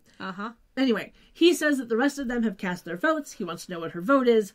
She says that she wants them to consider the fact that the defendant might be psychic and is only guilty of having a special gift, and then she sits down. The entire room groans. Tanya asks the foreman to make her vote, but Phoebe says that she won't vote until they've gone over every single piece of evidence again, and she grabs a piece of paper and a pencil from... legal pad. Yeah. A legal pad. From the table. And the entire jury groans again. We go back to the kitchen at the manor. Paige has made a sandwich for Glenn and brings it to him at the table. He thanks her. She says that she has to go to work, but that he can drop her off and use her car. He says that he's tired, so he's just going to hang out at the house. He doesn't just say he's tired. He says he's wiped. Yeah. Not wiped out, just wiped. Yeah. It's like saying, oh yeah, I feel drunk. Well, what's so bad about being drunk? Ask a glass of water. Yeah. That's how that feels to me. Yep. He asks if everything is okay, asking what was happening in the other room. Paige tries to cover, says it was a family meeting. They take their chores very seriously. He says that he heard words like killer and supernatural, and that doesn't sound like housework. You don't know what kind of cleaning products Piper uses. I know, right? He also says that they could never lie to each other very well. And Paige quips that might be the reason they didn't make it as a couple, which I thought was hilarious. Oh my god. Yeah, Glenn says he's been worried for her, and he's getting a vibe in the house that isn't making that worry lessen anymore. She tries to assure him that everything is fine, even though it's different now. He says he knows she has sisters now, but hopes that she'll still talk to him. Before she can say anything, though, Piper and Leo walk in, and they're like, hey, we got Daryl to do what Phoebe was asking. Are you coming? Yeah. And she's like, no, I gotta work. And then Leo, very obviously, is like, well, keep your cell phone on in case something happens. Yeah. She nods and leaves the kitchen. Piper follows as Leo looks at Glenn, laughs awkwardly, and then leaves. He doesn't close the kitchen door behind him. Nope. They never close that door. I know. They almost never close that door. I was going to say, sometimes they do, but they did not close the kitchen door. Yeah, we cut over to the foyer as Piper questions that Paige is leaving Glenn in the house alone. Paige grabs her coat, saying that he won't fit in her cubicle at work. Kind of a lie. He would fit. Not he well, totally but he would fit. Yeah. Especially if she was on his lap. Leo reminds her that keeping her secret has to be the most important thing. She says she knows that and that she hated to lie to her best friend, but she did it. Piper says she's being irresponsible by leaving Glenn in the house. Paige reminds her that she was told she could still have a life after becoming a witch, and having friends kind of helps with that. And then just then, Glenn walks in, interrupting them again. Yep. Piper says that she and Leo have to go, tells Paige to lock all the doors and, like, swirls her hands around. Yeah, silently indicating that Paige should lock the attic, but not actually saying it. And then she and Leo leave. Glenn asks if Piper is always that friendly. Paige says, yeah, pretty much. And then she gives him a kiss and she leaves without locking the attic. Yeah. Oh, Paige. Yeah. Paige. Yeah, we then see Piper, Leo, and the dude who's Mr. Provenzoli's lawyer, who we saw in the first courtroom scene, enter the room. It's clearly an interrogation room. Yeah, his credit on IMDb has him listed as Mulch instead of lawyer. But we never get a name for him. That's funny. That's Ever. very Law and Order. Yeah, like ever. The actor is Scott Zeller, and that is Scott with one T. He has 37 acting credits between 1999 and 2018, mostly single episodes of TV shows, though he did play Mr. Radis on the Love and War and Snow episode of Gilmore Girls, and was a henchman and a tap dancing victim in the musical episode of Buffy. Sweet! I thought that was I love great. that he played double duty in that episode. I mean, henchman, he was in a mask, so... Well, he wasn't just in a mask. He was in a giant bobblehead papier-mâché mask. Like, let's be real. There's no way we'd be able to tell it was him. Unless he was... Well, I mean, even if he was wearing the same suit. Yes, sorry. Unless he had, like, a snake head tattoo on his hand. Yeah. Anyway. Leo has added a white windbreaker jacket that has a dark line detail across the chest, and Piper has added a dark brown leather jacket. The lawyer is in a dark tan suit. And he doesn't understand who they are, even though Daryl vouched for them, saying that nothing short of a miracle can help his client. And Piper just says, exactly, and sits down in the chair. A guard then brings Mr. Provenzoli into the room and removes his handcuffs. He asks who they are. Piper says that they're people who believe that he's innocent. Leo asks if there's anything in his premonition to tell him who the killer actually is. Then the lawyer immediately gets defensive and tries to get them to leave because he refuses to use the vision as evidence. Even though they're at closing arguments. Just saying. Yeah. Just saying. Yeah. And he is very annoyed that his client won't just plead insanity. Yeah, like, you want to use the premonition as your argument, the only way to do that is for him to plead insanity. Yeah. Stan stops his lawyer, is like, wait, you actually believe me? Piper's like, yes, we do. And, like, says it pointedly at his lawyer, which I loved. Yeah, and then Stan says that Andrew Wyke, the owner of the magic club he performed at, is the one who killed her. Leo asks why, and so Stan tells him that even after they got divorced, Angie kept the books at the club. She found out that Wyke was using the club to launder dirty money and told Stan about it. So Wyke took one of Stan's knives to frame him for the murder, and then Stan accidentally helped Wyke by leading the police to her body. Piper asks Stan if Wyke has a Medusa tattoo. He says he doesn't know. Piper says, well, let's hope he does.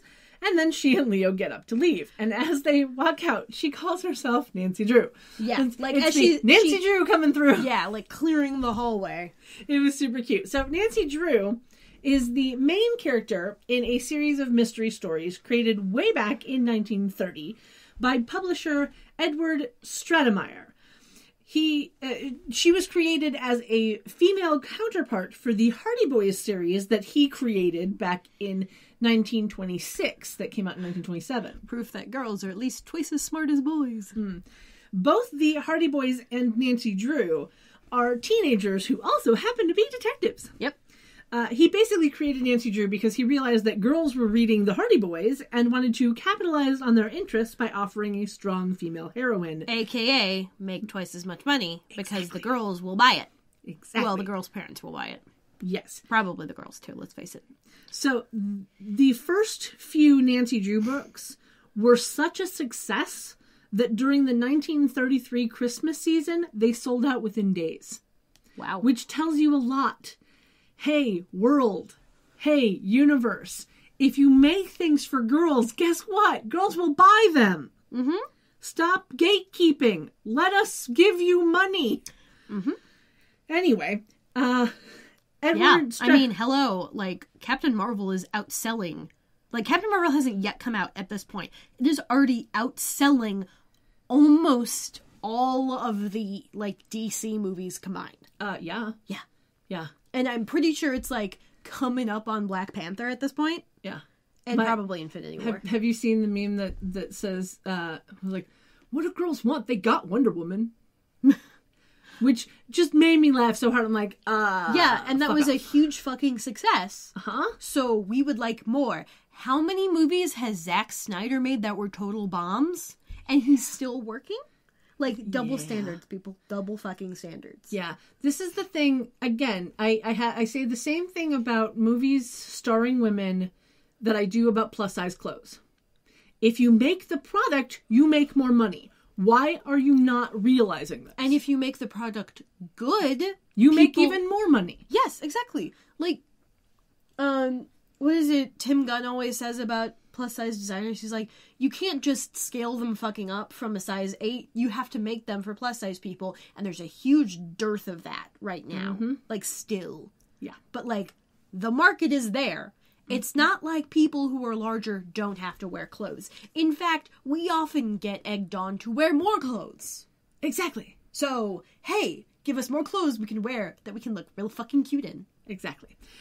Anyway, Edward Stratemeyer died in May of 1930, so I don't know how much of the success of Nancy Drew that he actually got to see. But he was born in 1862, so he died at the age of 67. He had a good long life. Oh, yeah.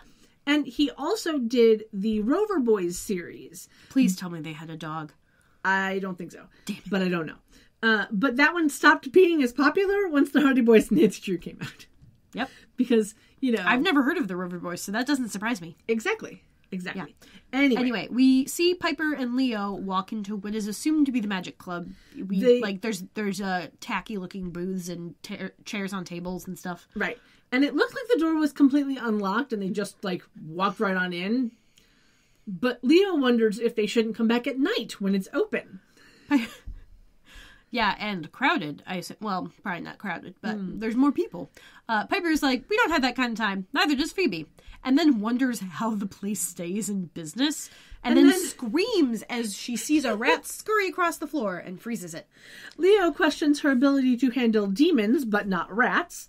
Piper unfreezes the rat, and then a man who sounds like he is very much from New York, New Jersey, Boston, like that kind of, stereotypical accent, comes out, asks who they are, what they're doing there. He's wearing black pants and a black t-shirt under a blue button-down that has been left open with the sleeves rolled up. Piper says that they are friends of Stan Provizzoli. He replies, they're closed. She starts to say something else. He tells them to get out and points at the door. And as he does, Piper and Leo see the Medusa tattoo on his arm. And Piper starts to back up a little. So, of course, this is Andrew Wyke. Yes, he is played by Louis. It's probably Louis. I don't know if it's Louis or Louis. It's spelled with the S. Yeah. And I'm depends guessing on... He's from Jersey. It's probably Louis. Yeah, probably. He was credited as Lou. But his last name is Giovanetti. Worked on that one. He has no picture on IMDb and only 10 acting credits between 1994 and 2011. Yeah. Italian from Jersey. It's Louis. Sure. We got a commercial break. When we come back, we are with Phoebe in the jury room where the air conditioning seems to not be working and no one has turned on the overhead fan because everyone is fanning themselves with their legal pads. Or pages ripped out of their legal pads that they have accordion folded. Yeah. As you do. As you do. Phoebe is still trying to get the people in the room to believe that magic exists, using things like knowing who's calling before you answer the phone. As this was in the days before caller ID was a thing, really. It was a popular thing. Yeah. I think I started having it at this point. And then she asks our credited female juror, which is when we finally learn that her name is Tanya, why she's wearing an angel pin on her lapel. Mm-hmm. Tanya says her mother gave it to her to watch over her, and Phoebe explains that magic, like that, is something that you can't see but you know is there. Cigar Guy, of course, isn't having it, saying Stan's a murderer, and the foreman calls for another vote. Everyone except Phoebe, again, raises their hands. Leo orbs into the bathroom. Phoebe happens to notice the light under the door, and she immediately says, "Nature calls," and does this little runs shuffling to the bathroom. It's this little shuffling run, like her heels are extremely high. Yeah, and because Cigar Dude is like, runs "No, to you stop don't. her. No, you don't," and goes to try and stop her, but he fails. And she gets into the bathroom and closes the door, and he's like, "We need to do something about this." And we hear an ADR line from somebody in the room, supposedly saying, "She's just stalling," and I thought it was hilarious. Yeah, because it wasn't Tanya. No, it was an ADR line that was added in. There's a lady who's like sitting 2 things down from Tanya, like next to Cigar Dude, who's got the most ridiculous fucking wig on. It's asymmetrical with bangs. Like, it's very chin-lengthy bob, and then lengthens around the back until on her right side, it's at her collarbone, and it's just super severe and awkward, and it's clearly fake. Yeah. And it's got bangs. Like, what the fuck? Yeah. Like, I'd want, if we were still doing screenshots and shit, I'd want you to put a screenshot of this woman up, because looking at her cracks me up every time. Yeah. Like, it's not the kind of cool hairstyle, like, I think, was it, Chucky's second mom, like his stepmom in Rugrats, the Asian lady? Sure. I only vaguely remember her. I never watched Rugrats. It's a very awkward hairstyle, and I find it hilarious. Anyway, we cut inside the bathroom where Piper and Leo are telling Phoebe that they found Andrew Wyke, the real killer, but they still need to prove it. And they're not talking softly. Nope. So reminding you of how, Yeah, and there's a bit in the middle when the Cigar Dude is banging on the door, and well, hold on. He's like the volume at which he's yelling is about the same level as they're talking. Yeah. But yeah, we'll get there in a second. Get there in a second. But Piper says it would be easier if they could just vanquish him. Leo says that they could use their magic. And Phoebe jokes about turning one of the other jurors into a warthog. I'm assuming she's talking about Cigar Dude. When I was a young warthog. Oh my god. So, sorry, I just remembered that the Irwin, one of the boy Irwin. Robert. Yes, Robert. Was on Jimmy Fallon. And brought like a whole bunch. He brought some like alligator snapping turtles, like a little 2-year-old and a big 100-year-old, and then 3 baby warthogs. Aww. They were so cute. They looked like humbugs, like the candy. That's adorable. They're so cute. But anyway, yeah. Leo clarifies that he meant that Piper and Paige could use their powers to scare Wyke into confessing. There's some more banging on the door, as we mentioned. Mm-hmm. Phoebe calls out about needing a plunger, and then almost we just met with groaning, which I thought was hilarious. And then Piper looks behind her, presumably to where the plunger would be. We don't see if it's actually there. She just looks at the toilet. Oh, okay. Well, it would be next to the toilet, yeah, obviously. She looks at the toilet and then turns back and looks confused. And Phoebe's like, I gotta buy time somehow. Yeah. And the note about... by far one of the funniest things in that. It was like, you've already told him that you're on your period. And now you're telling him that you need a plunger for the toilet. I mean... Those two definitely correlate for me, so... Yeah, I just think it was just very funny, the way that she has decided to try and stall. It's just great. Yeah, but, like, the calling for the plunger and the saying I have to stall, almost no difference in volume between the two. Yeah. They can hear her out there. Yeah. But this is more of that, like, magical realism, right. Where, and like, as long as you don't show that it's being heard, it's not being heard. Right. It's the... It's like how in like movies and TV shows and whatever, they do like the stage whisper, where it's the, I'm whispering right now. Yeah. Nobody else can hear me, even though their voice hasn't changed. Yeah, in plays they'll do asides, like especially in Shakespeare, and it's only directed to the audience. It's not directed like across or anything, so you're not actually cheating out. You're just fully forward toward the audience. And it's implied that the other characters cannot hear this. Right. But the audience can. Yeah. So this is more of that kind of a thing-ish. Yeah. Or like when two characters go off to another side of the stage and talk to each other, but they're further forward and the other characters behind them are just pretending that they're not hearing anything. Right. Because you can't do whispers yeah. in that way so that it actually works. Yeah. Because I'm not going to whisper because I particularly do not enjoy ASMR. And I hate it even more when people call it ASMR. I really like the cat purring ones. I mean, that's the sound of cat purring. That's not ASMR. Yeah, but that's like, just the sound of cat purring, and I'm okay yeah, with but that. like, because they'll have the weird surround sound microphones. Yeah. And they'll have, like, the ones that look like ears, maybe, and then they'll just put the cat right there, and they'll start purring. And I'm like, oh, it sounds like there's a cat right here, and I love that. Right, but that, again, for me, that's not ASMR. That's the sound of a cat purring, and I'm okay with that. But, like, when it's the whole, like, touching the microphone or whispering, I can't stand it. I absolutely can't stand it. So I'm guessing you didn't watch Sophia Nagard's? No, I watched the beginning of it, and then, like, I got about 5 seconds into her actually doing it, and I'm like, nope, done.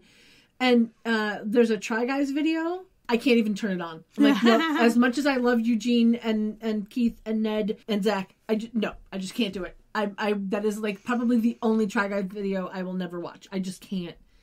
ASMR does the complete opposite thing for me that it's supposed to do for people. Like for most people that enjoy ASMR, it gives them like the head tingles or whatever. And for most people that don't enjoy it, it just doesn't do anything for them. For me, it physically makes me feel bad. Yeah, like nails on a chalkboard. Yeah. Like that sound definitely gets me.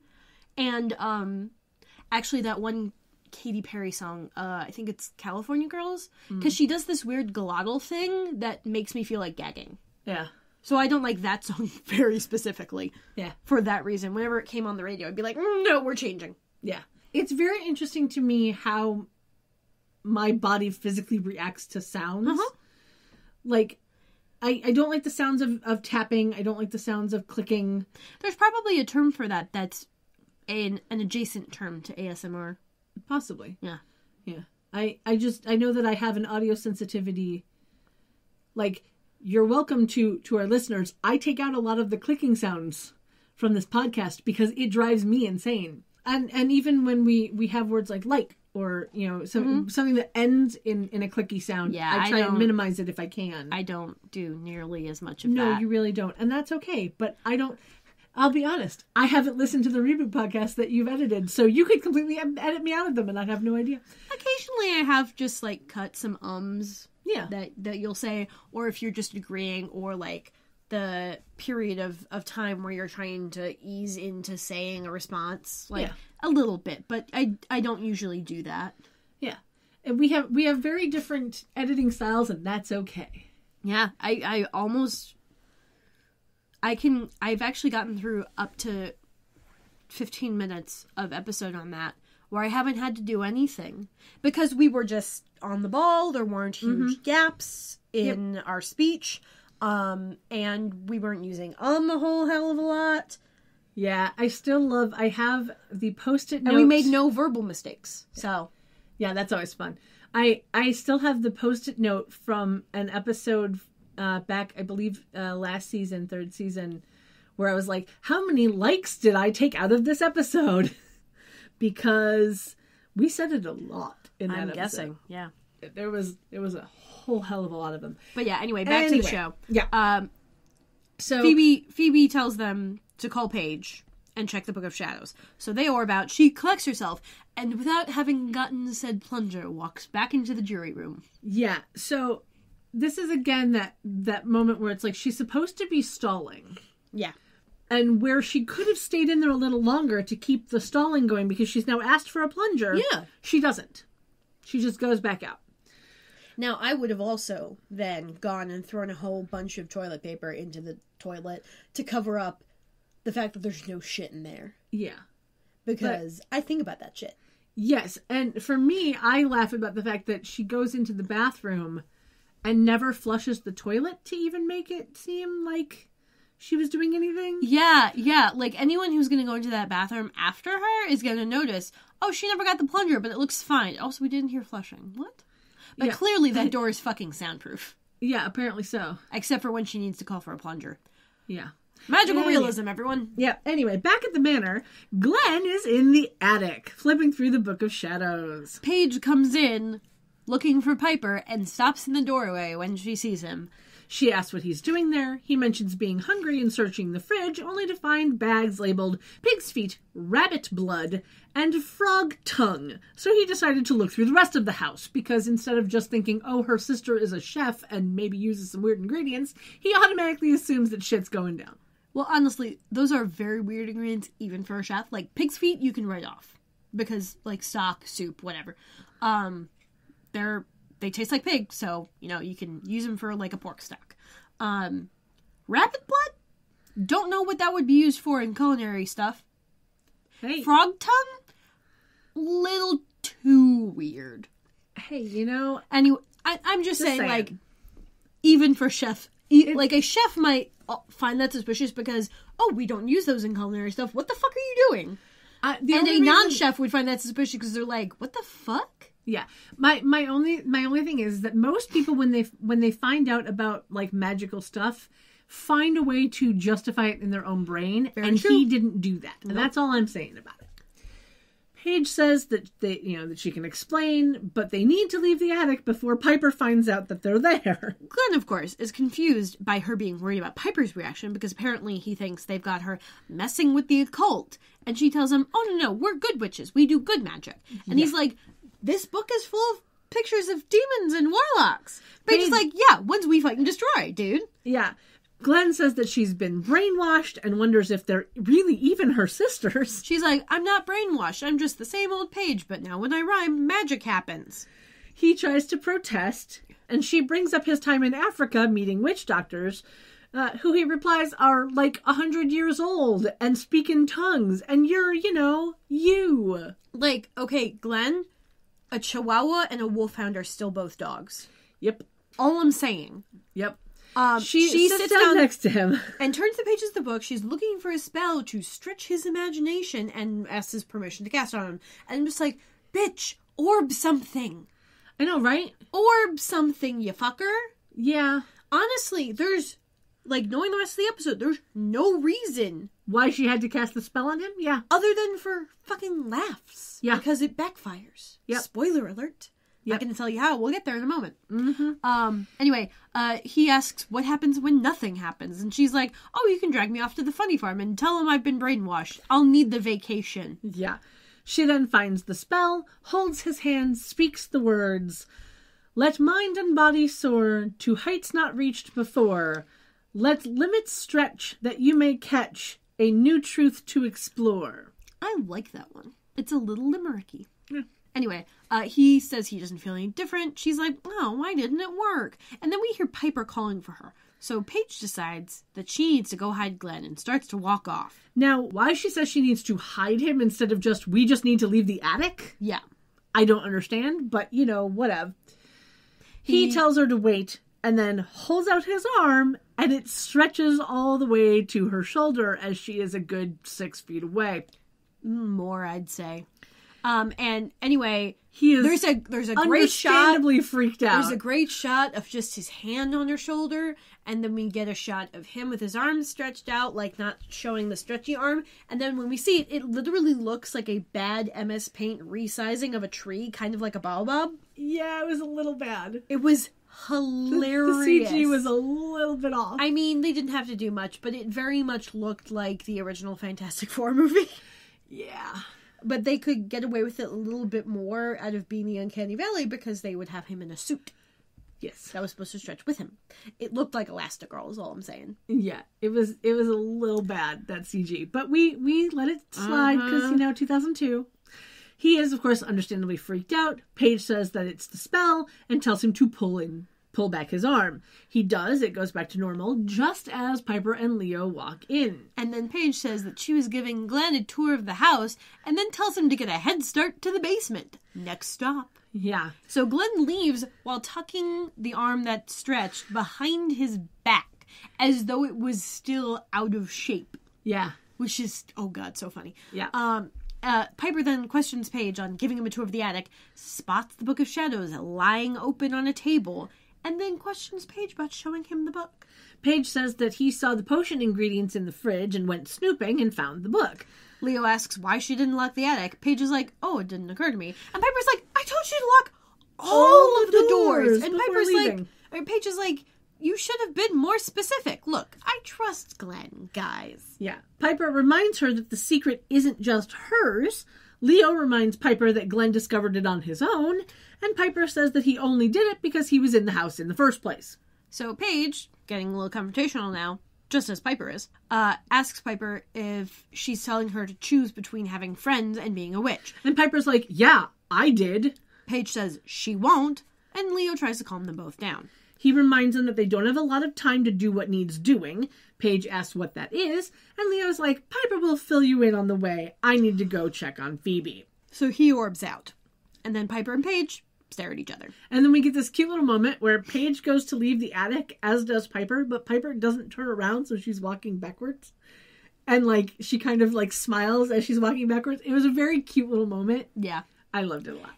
Back in the jury room, Phoebe is on the tail end of explaining the origin of magic. And I gotta say, she's at least a better teacher than Professor Binns, but that's only because she's not dead. The foreman calls for a vote. Phoebe tries to stall, and the foreman says, we'll call a hung jury if we can't all agree. Now, a hung jury is the same as a deadlock jury, which happens when a jury cannot unanimously agree to a verdict after an extended deliberation. Fun fact, Oregon is the only state in the United States that doesn't require a unanimous verdict for most felony convictions. They just need 10-2. They do need a unanimous vote for first-degree murder, though, which is what this case is. So if they were in Oregon, they'd still need a unanimous vote. But if this wasn't a first-degree murder charge, Phoebe would be outnumbered already. Yeah. If they were in Oregon. But luckily, they're in California. Yeah. Anyway. And a hung jury will mean that they'll have to start the trial over again with a new jury. Yes, a completely new jury. Which, of course, is not going to work out in Stan's favor. Phoebe knows. Yes. Anyway, everyone but Phoebe at this point raises their hands. Phoebe then mentions angels and fairies and Cupid, trying to get the room to believe in magic. It ain't working. Yeah. So the foreman calls for the bailiff. Phoebe asks what he's doing, and the foreman says they don't need to declare a hung jury, which confuses Cigar Guy, which I thought was funny, and the bailiff opens the door. The bailiff is played by Andre Mayers, and he was credited with an accent over the E in his first name. Yes. He is a Canadian actor with no picture on IMDb and only 32 credits between 1986 and 2012, with his longest-running gig being 64 episodes of the 1990 show Counter-Strike, where he played the character of JJ. I'm not going to put this on the website, but I happened to find, because he had no picture on the IMDb, and there's more than one bailiff in this show, because there's one in the courtroom and then this dude answering the door, but this guy gets a line or two. I wanted to see if I had the right person, so I was crediting the right person. So I found an episode of Counter-Strike on YouTube, and I found it, and this is the right guy, because it's a black guy, so it's really easy to tell if it's the right guy, especially since he's the only black guy in Counter-Strike. Oh, dear. Like, literally, it was just skip through. Oh, there's a black face. Pause. Yep, that's him. Okay. Like, it's one of those where, like, it's a horrible thing when you're just like, because I found one episode and I didn't see him anywhere in there, but he's credited in it. And I'm like, every single face I saw was white. Okay, let's try a different episode and see if I can find him. And I found him in there, but it was just very funny of like, that's really sad. 1990s. It was literally like not a single person of color at all. Yeah. Oh, just man. like juries in the early 90s. Yeah. Anyway, the foreman tells the bailiff to tell the judge that they need to have Phoebe dismissed and bring in an alternate because she's not right. It's much to Phoebe's surprise and concern. The bailiff asks if everyone agrees. And everyone kind of murmurs, and we see Cigar Guy and Tanya like give nods. And then the bailiff nods and starts to leave. But Phoebe says she has an idea. And the bailiff stops. She asks if proving magic exists will give them enough reasonable doubt for an acquittal. And Tanya's like, are you talking that Siegfried and Roy stuff? Like, bitch, she's just been lecturing you about magic for the last how many hours? Yeah. Like, of course she doesn't mean that Siegfried and Roy shit. Yeah. So, Siegfried and Roy, in case you aren't aware, are a German-American duo. And when I say that, it is, they were both born in Germany. They became American citizens. They are a duo of magicians and entertainers who are best known for their appearances with White Lions and White Tigers. They had a huge show in Vegas, Las Vegas, from 1990 to 2003, which only ended because Roy got bit in the neck by one of his tigers. As he was rushed to the hospital, he was very concerned for the 7-year-old tiger, and he has been quoted as saying, "Montecore is a great cat. Make sure no harm comes to Montecore." Montecore, not Manticore? Yeah. Interesting. Apparently. Now, the reason that he was so worried about the tiger is because he knew that the tiger wasn't actually trying to hurt him. If a tiger wants you dead, you're dead. And sometimes even if they don't want you dead, you're dead. Yeah. It seems that what had happened was that Roy had a stroke on stage and he fell down and the tiger was trying to protect him by carrying him to safety. But, not being a tiger, being carried by teeth is not a good thing for humans. You don't have all the extra skin and fur that they can then pick up. Exactly. So he wound up getting punctured in the neck and was, lots of blood loss. It was bad. Yeah. The attack halted his career for a while, as it took him almost 3 years to be able to walk and talk properly again. Yeah, that all that bleeding wouldn't have helped the stroke. Yeah, but it did not end the tiger's life. Good. He was a good kitty. Yeah, Roy was insistent that no harm came to him, and in fact, he was insistent that he was not attacked. Every time someone would say, "Oh, the tiger attacked," he goes, "It was not an attack." Every single time. Because he knows the tiger. Right. It was one of those where, he absolutely wanted his tigers to stay tigers. Mm-hmm. He didn't want them to become house cats. He wanted them to be tigers, because that was the appeal. Yeah. But he absolutely knew it was not an attack. He knew that his tiger was just trying to help. Well, yeah, if you work with tigers that closely, you have to know their body language. Exactly. He would have known if the cat was, angry or, defensive or anything, because he would have known, the ears back, the hissing, all of the shit, claws out. Exactly. It's very obvious when a large cat is angry. Hell, it's obvious when a small cat is angry. Exactly. They get super pissy. Yeah. So Montecore lived for another 11 years before he died of illness. Oh. Yeah. Sweet old baby. Siegfried and Roy retired for good in 2010, and as of 2016, there was talk of a biopic of their lives. But as far as I'm aware, nothing has come out yet. Yeah. Anyway, Phoebe says that she means real magic, not smoke and mirrors. Tanya figures, in for a penny, in for a pound. Might as well let her try. The foreman agrees, but only if she agrees to vote guilty if she can't convince them. After a moment of hesitation and threatened to call the bailiff again, she gives in and asks the bailiff for items that she needs to summon the dead. She asks for a sage stick, 5 white candles, and incense, in case you're wondering. And I do love the fact that Cigar Guy was like, "And a magic wand?" And she's like, "No." It was one of those where, you know that you just want to punch this guy in the face and be like, "Shut up!" But I'd want to chop his cigar in half. While it's in his mouth, yeah? Yeah, and then throw the bottom half that he's been chewing on out the window, because then he can't chew on it anymore. Yeah. Because if you throw away the top half, then no. He can still chew on the bottom. Yeah. Anyway, back at the Magic Club, Piper and Paige walk in, and again, the door seems to be unlocked. Paige has added a brown leather jacket to her outfit, which is in a different shade of brown than Piper's. And she has a tape recorder in her mustard yellow purse. I don't know why. And it's like a tote purse, too. Yeah, I just love the fact that it was mustard yellow. It's a boho bag or something. It's an over the shoulder. It's a smaller bag. It's a smaller bag, but it's kind of one of those weird shapeless sacks. Yeah, where they literally just cut a hole out of a sphere of material. Actually, 2 holes, so that the handle is literally just the rest of the bag. Yeah. I just thought it was very funny that it was mustard yellow. Yeah. Of all of the colors it could have been. Yeah. Anyway, Piper has decided that they're playing Good Witch, Bad Witch, which is, of course, a play on Good Cop, Bad Cop, and that Piper gets to be the Bad Witch. Paige questions the exposure risk, but Piper says she's only using her powers to get White to confess, and that they're going to record it to show the cops. Now, of course, my thought is, well, they're going to hear that shit's going on in the tape. Aren't they going to realize that you're intimidating him into confessing? No, because you only play for them the part where he confesses. Yeah, but, this is analog.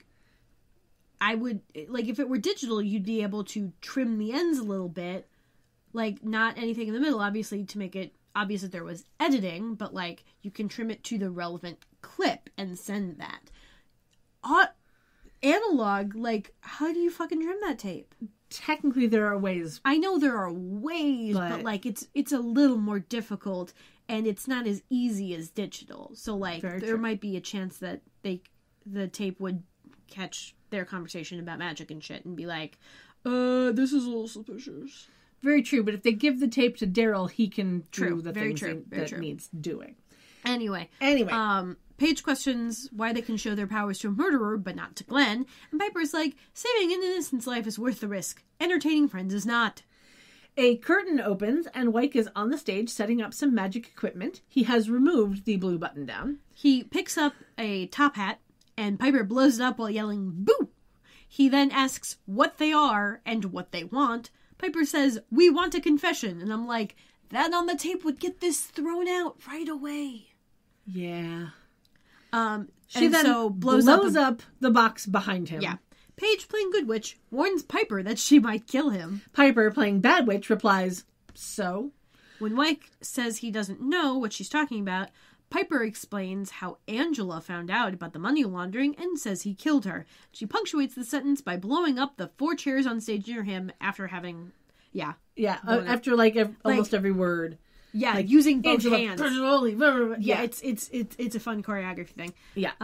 He looks frightened. Paige says that, I've never seen her like this. You might want to talk, dude.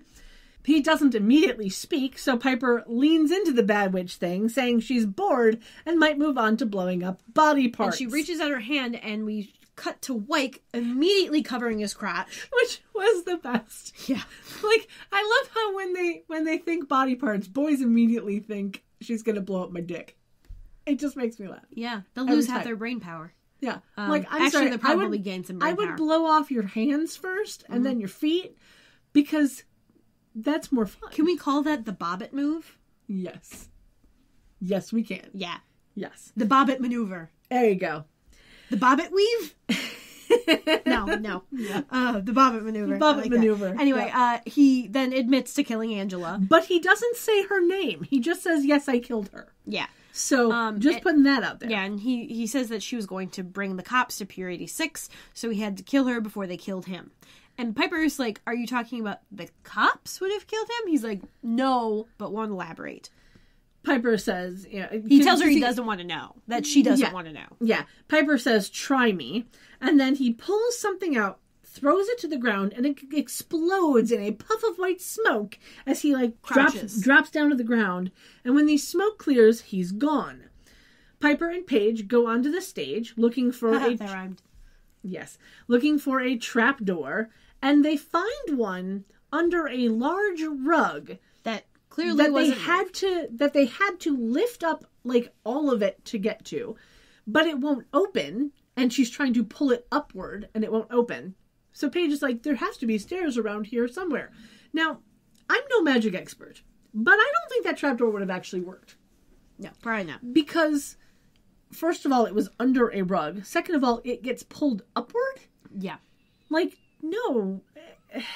I'm wondering if there might not be a trapdoor under the table behind him, and he just had to roll backwards and that I could see. And pull a latch or something, and then it dropped him down. Because we cut to the basement where Wyke gets off of a mattress that's underneath the stage. Yeah. And we don't know exactly where. We don't get to really see the ceiling or anything, so we're not... Right, but he's in a basement on the floor. Yes, he clearly fell on a mattress. Yeah.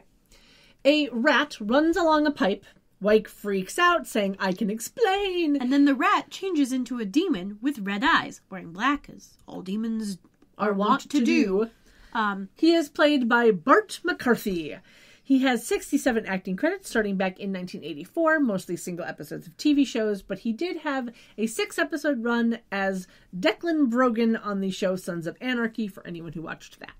The rat demon calls him stupid, saying that the witches got his confession on tape.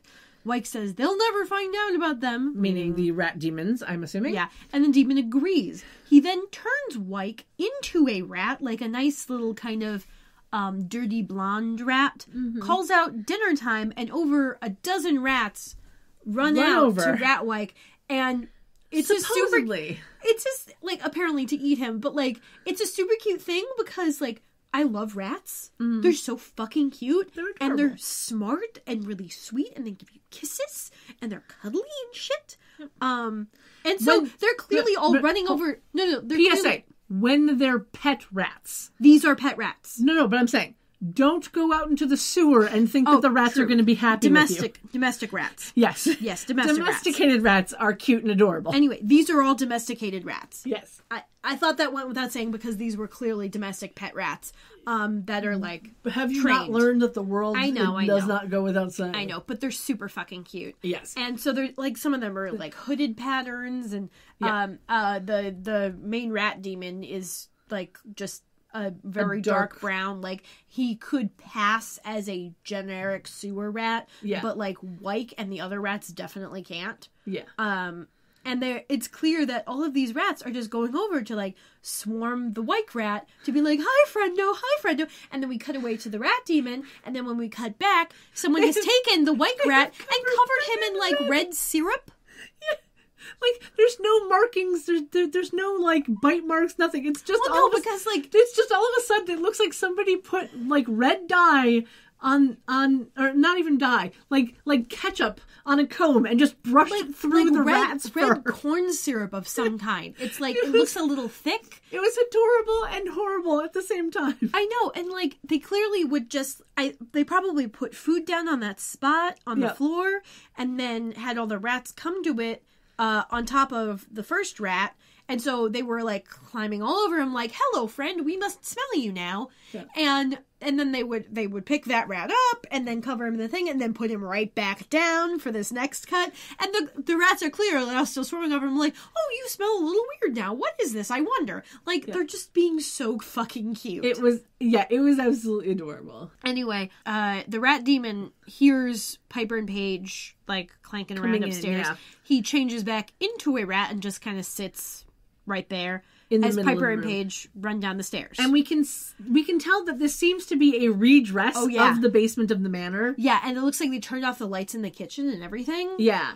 So I like the fact that they do that because it is just generic basement. Yeah. But it's absolutely the same. The manor basement, yeah. Yeah. Anyway, Paige sees the demon rat and screams. Piper echoes Leo's comment earlier about being able to handle demons but not rats. Surprise, it's both. Yeah. And then she sees the rats around now what is probably just a like hunk of rag that was dipped in the red corn syrup and stuck under the rats for them to swarm around. Yeah. And then she screams. And Paige has a justified right back at you comment. And they turn to leave and we go to commercial break. And I laughed so hard. Uh-huh. Because it was like, I'm gonna, what, you can handle demons but not rats? Ah! Yeah, there's at least at least 6 rats in this specific scene.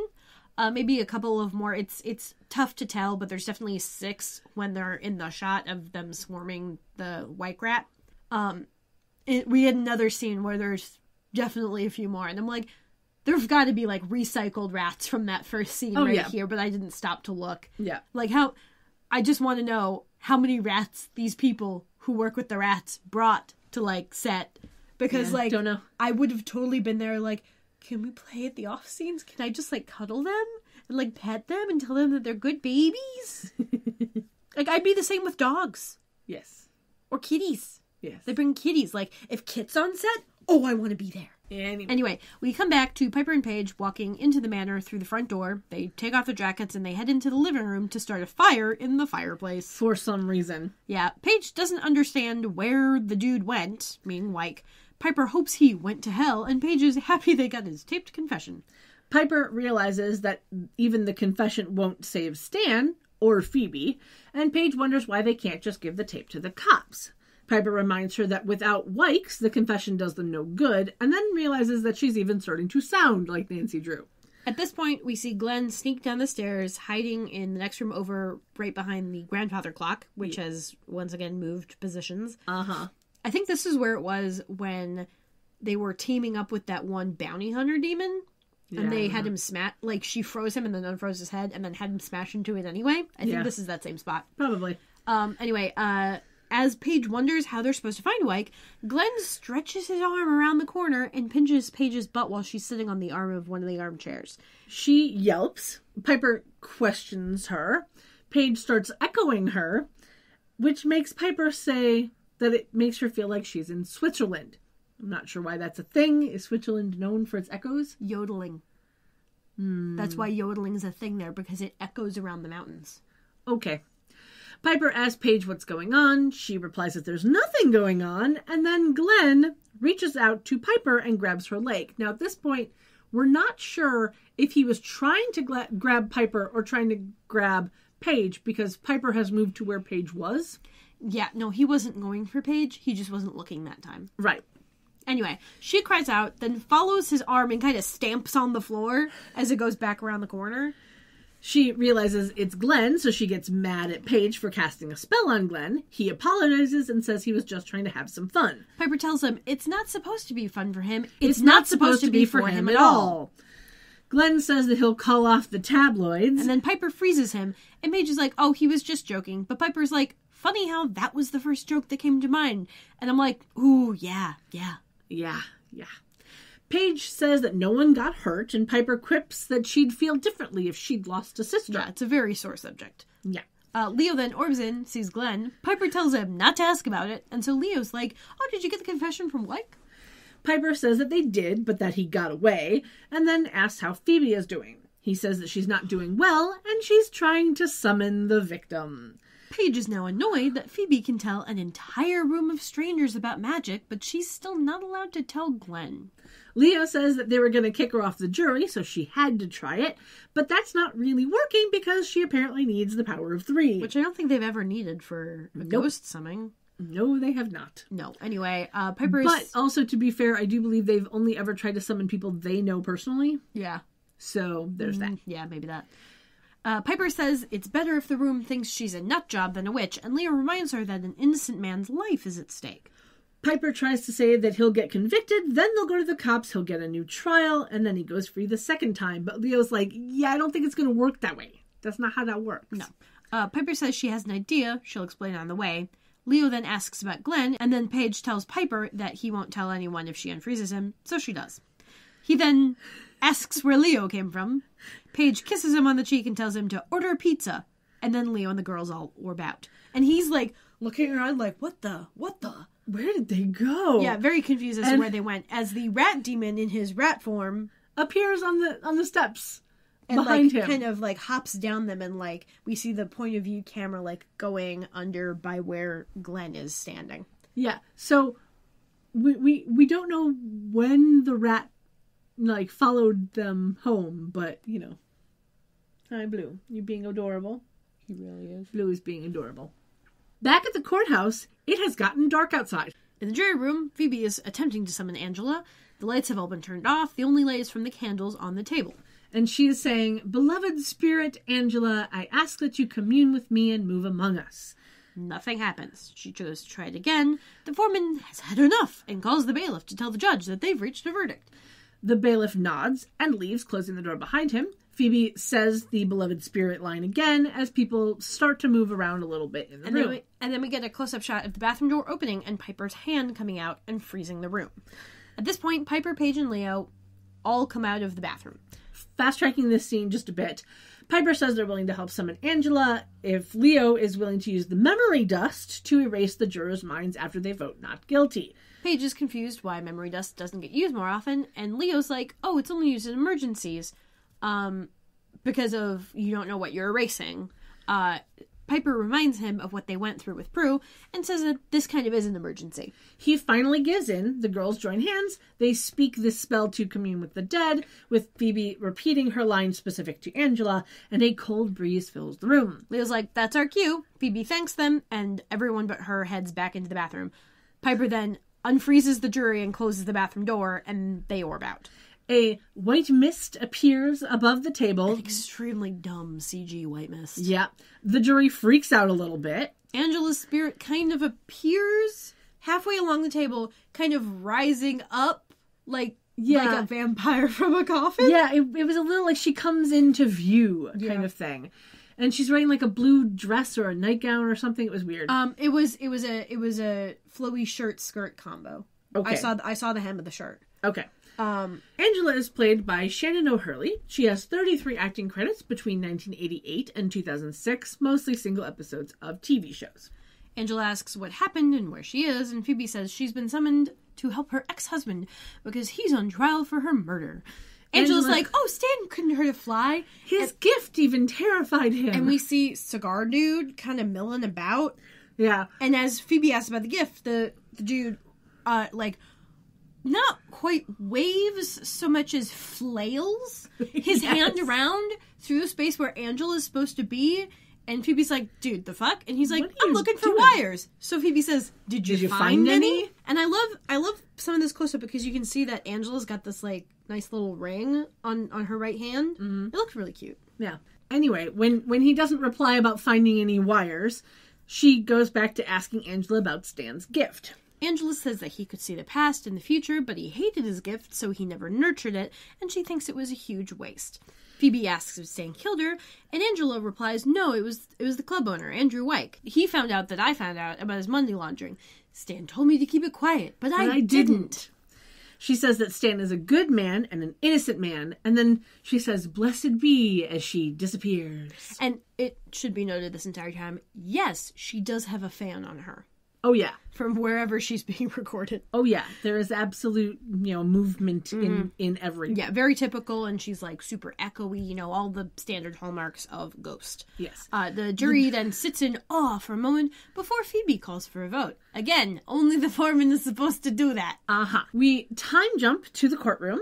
The foreman reads the verdict as not guilty, to which Stan's lawyer is in disbelief. The judge asks the entire jury if they're voting all that way. They all nod. He dismisses the case, releases Stan, and adjourns court. Everyone stands up. Leo starts to head toward the jury to dust them. Paige stops him quickly to remind him to get the bailiff too.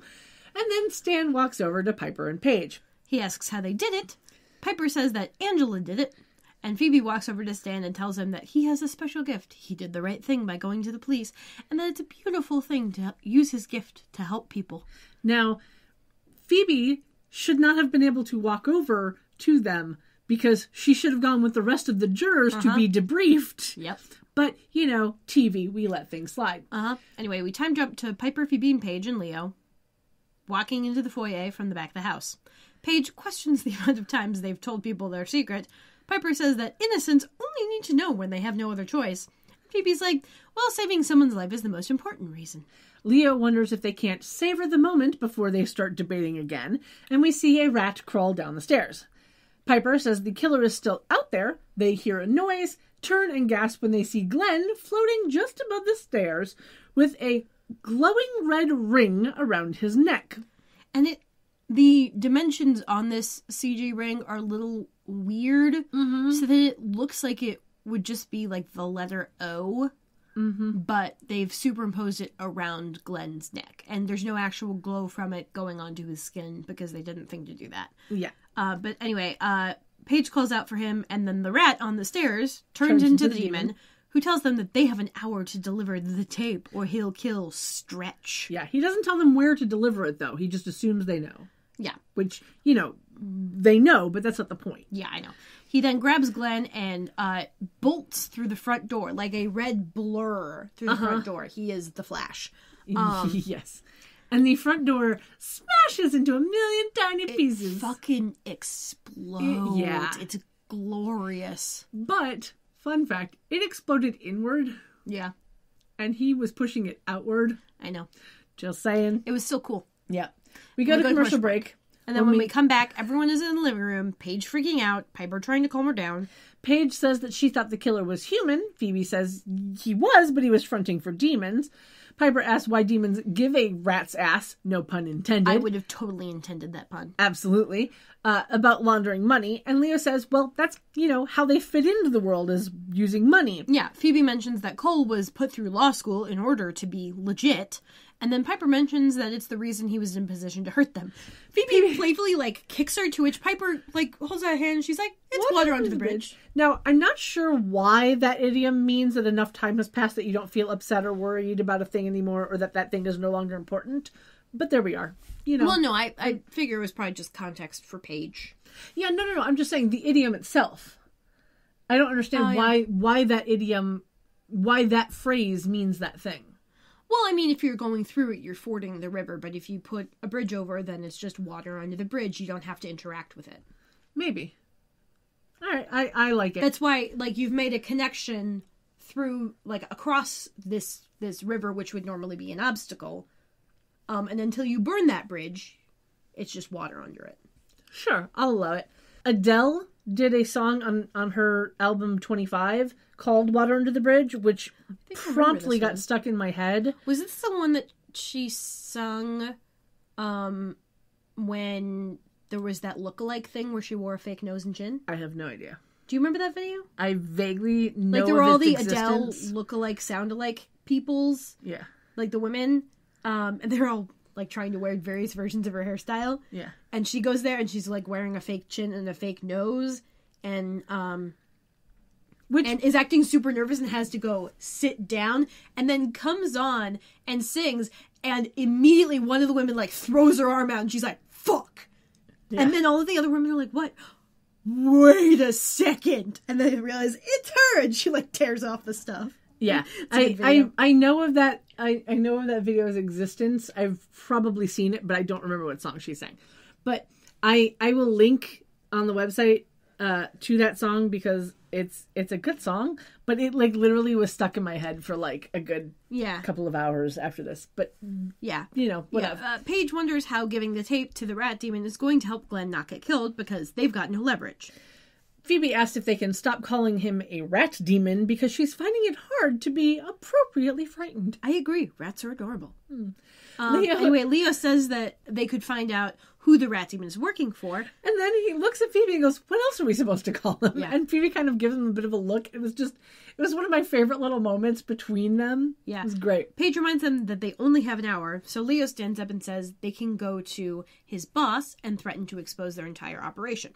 Piper thinks that might work as an exchange for Glenn. Paige says it has to work. And so Piper's like, well, where is Demon Central? Phoebe tells them that Angela mentioned Pier 86. And then Piper remembers that Wyke did too, so they decide to divide and conquer. Piper tells Phoebe to use her stalling powers, because she has stalling down to a science, which I thought was very funny, to go to the club with Paige and buy time while she and Leo go to the pier. Paige says that she wants to go to the pier. Phoebe reminds her that Piper has more firepower in case they get hostile, but Paige says that Leo can orb her out if it gets too bad.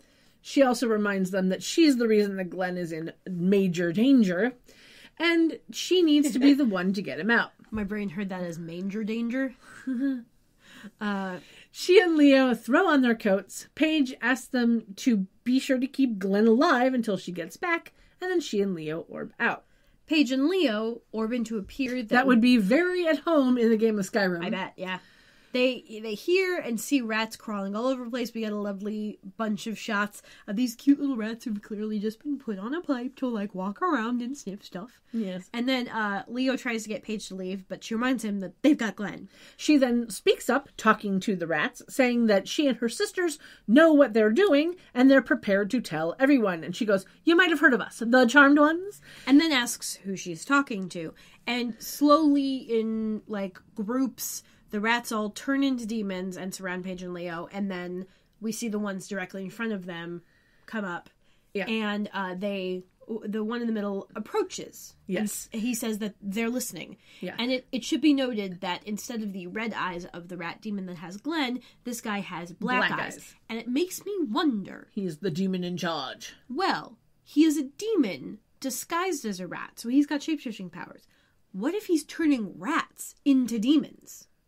Because then that would make sense as to why they still have red eyes when they're in, like, a human form. Yeah, he could be, like, giving them demon blood and turning them into demons as, like, a recruitment technique. Because, hey, rats can go pretty much anywhere, like, all of the shady places, and they're not going to be noticed all that much. Because it's like, a rat. You don't think about it beyond that, beyond, like, maybe getting a cat to mouse it. Yeah, you shoo them away, and then you go about your day. Or if you're me, you say hi. Yeah. And you try to pet them. Only if they're domesticated. I know. Don't. I know. I've never seen a wild rat. I was going to say, don't go petting the wild rats. I like you and I want you to exist. I have pet some of the mice that we found in the house and then washed my hands. But yeah. They're still fucking cute. They are. And the one vole we found, who, unlike the mice, did not know to avoid the cat. Like, not even a little. It clearly just wandered in by accident. It had no experience with domestic animals. It was kind of adorable. Yep. Anyway, our demon in charge rat is played by Ray Proscia. Proscia. Proscia? I think Proscia. Generally, a CH is a sh sound. There's no H. Oh, sorry. SCI is a sh sound. Proscia. Yeah. Ray Proscia. He has 76 acting credits so far, starting back in 1996, and some people might recognize him as Dr. Lipschitz from the TV show Suits. Lipschitz. Yeah, I watched that show for a little bit, but then I That's stopped. make me have Chicago flashbacks. Yes. Yeah. And then we cut over to Piper and Phoebe at the Magic Club. They both added their jackets back to their outfits. Yep. And the rat demon appears in front of them on, the front of the proscenium. And asks for the tape. And Piper calls him Mouse Man, which I thought was great. That's a good insult, too. Yeah. She asks for Glenn. He wants the tape first. Phoebe insists they see Glenn first. He says that he can take it from them, and Piper's like, you can try. And it was that little moment of just like, yeah, Piper, be a badass. Yeah. Loved it. The curtain then opens, and we see Glenn standing there with the ring around his neck. Yep, that lovely red glowy ring. The rat demon says that if anything happens to him, the ring will decapitate him. They realize they're not going to be able to get out of this quickly. So Phoebe hands him the tape. Which is so tiny. Mm-hmm. Yeah. It's a little tape recorder tape, so it's so tiny. It's like an inch and a half. Yeah. And then he asks if there are copies. She says no. Piper asks for Glenn to be let go, and the rat demon tightens the ring. Piper asks what he's doing, and he's like, I'm a rat. What did you expect? Which I thought was great. Yeah. Like, out of all of the scenes, out of all of the line reads that could have been done, that was perfect. It's like, I'm a rat. What did you expect? And it kind of gets mirrored a little later. And then Piper goes to blow him up, but Phoebe stops her in case the ring actually will chop off Glenn's head. And Piper is like, well, what are we supposed to do? The rat demon tells her to enjoy the show as he's very, very, very, very, very slowly making the ring get closer to Glenn's neck. Now, minding you that the ring wasn't that far away from his neck to begin with. No. So it should have already touched his neck, and yet. Yes, but we're getting most of this because it is CG. We're mostly getting this through Glenn's acting. Yes, and he is doing a very good job of being pained. Yes, it is very good. Yeah. And then the rat suddenly, flames start licking up him. And I love some of the motions he's doing because he's trying to bat them away, but also chewing his arm a little bit. It looked like he was like trying to chew it with his face, which is a very rat thing, which is part of what makes me think that he was originally a rat and was turned into a demon. Oh yeah, absolutely. I am all about that headcanon. I love this headcanon. Totally. Great. So yeah, he gets engulfed in flames. He disappears. Phoebe's like, "Did we do that? Did I do that?" Yeah. And then 3 other rat demons, including Head Black Eyes, appear on the stage, and Paige and Leo orbit. Paige races over to Glenn as one of the rat demons picks up the tape, which was apparently dropped on the ground and not burnt up in the fire. Yeah.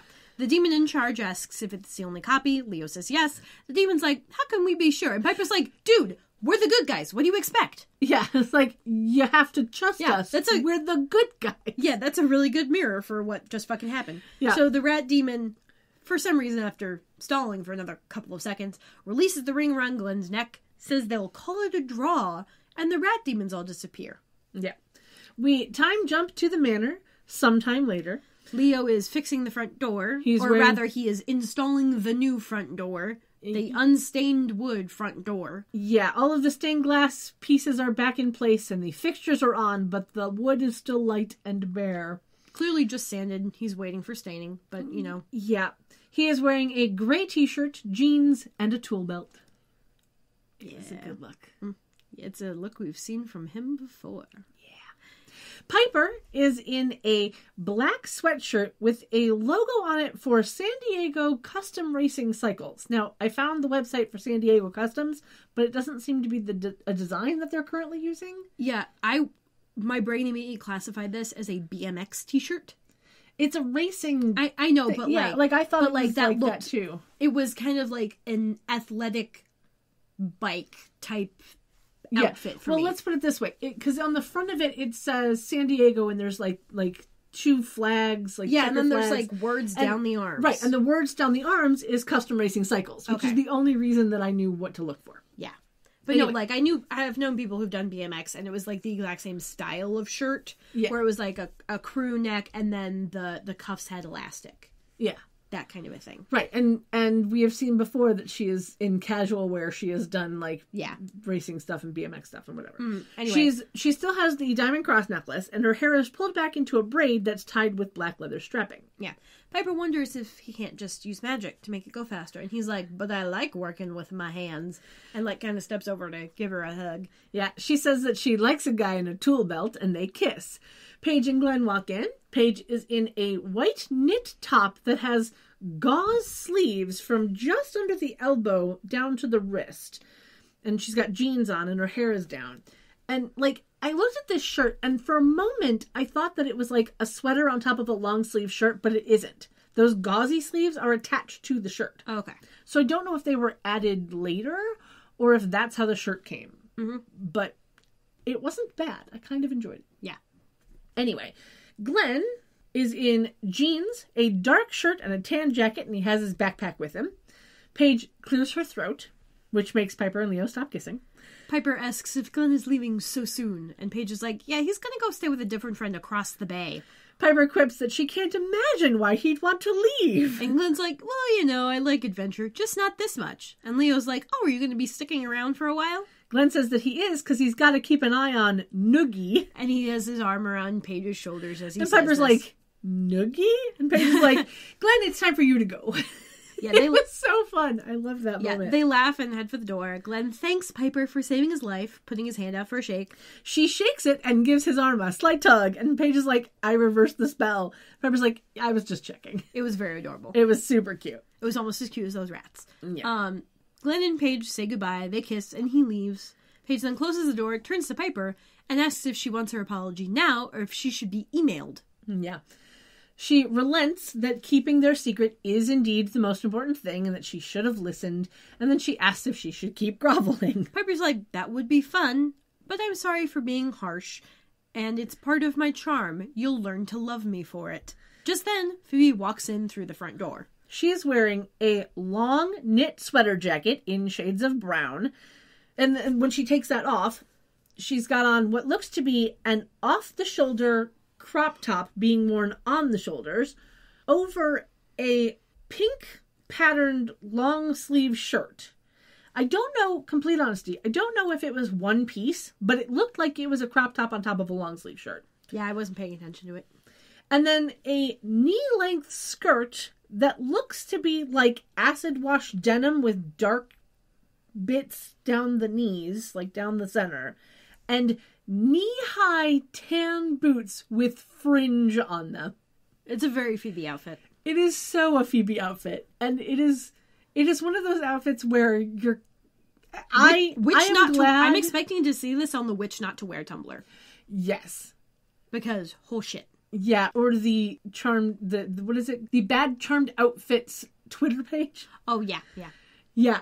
Like, it's one of those outfits where I am very glad that this was not the outfit she wore for most of the episode, because I would not be able to take her seriously. Yeah. Anyway, she is impressed that they have a front door again. Paige asks how the jury is, and it seems Phoebe had gone to check how the dust was affecting them. She says that she knocked on Tanya's door, and Tanya thought that she was the Avon lady, so she commends Leo for his good work. And he's like, don't mention it. I don't want to talk about it. Yeah, I don't ever want to think about that memory dust again. I believe I've mentioned Avon before, so I'm not going to go into it. Okay. Paige wonders if they shouldn't use the dust on Glenn because she doesn't want them worrying about him. Piper's like, well, do you think he's going to tell anyone? Paige says no. And then Phoebe asks if she trusts him completely. And Paige says yes. So Piper's like, we'll trust him too. Leo breathes a huge sigh of relief. Yeah, like it was an audible sigh of relief. Yeah. And Phoebe is happy that Paige has one person outside of the family that she can talk to. Piper tells her to keep it to just one, and Leo goes back to working on the door as we go to the end credits. It was one of those moments where I love the fact that she has someone to talk to, and then I think we see him maybe one more time. And that's it. But, like, I don't think she ever talks about him again until we see him that one more time. I don't know. Honestly, don't remember. But I just think it's very funny. It's like, hey, you have this one person outside the family you can talk to. Now never mention him again. Yep. You know? Mm-hmm. Like, it's, again, I always go back to Aviva, but it's like, you'd think. Yeah, they drop threads everywhere. Uh-huh. You'd think that they would be able to talk to the people that they have talked to before that know that they're witches. But no. Not even a little. Nope.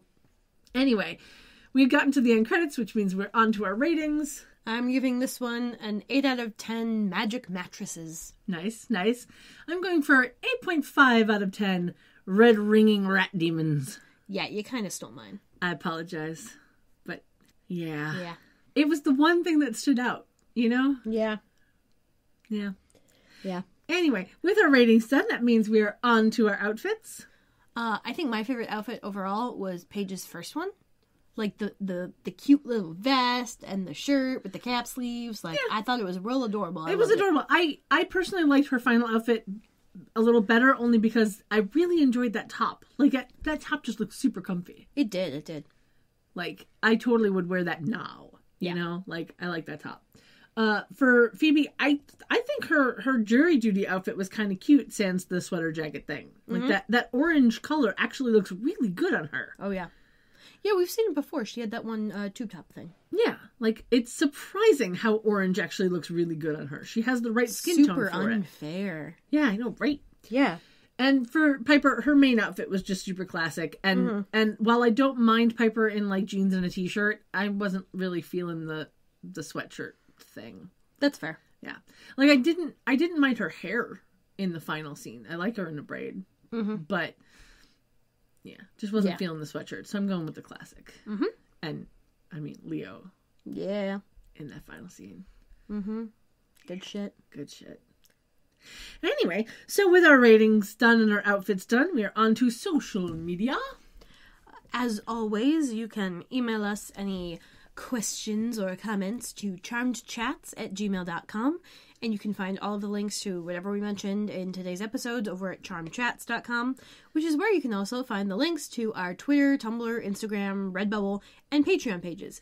And don't forget to join the Discord if you're a patron. And speaking of Discord, if we are opening it up to non-Patreon patrons, so to get a link to the Discord without being a patron of ours, you just have to send us an email at our email address with the phrase, We're the power of 2 plus blue.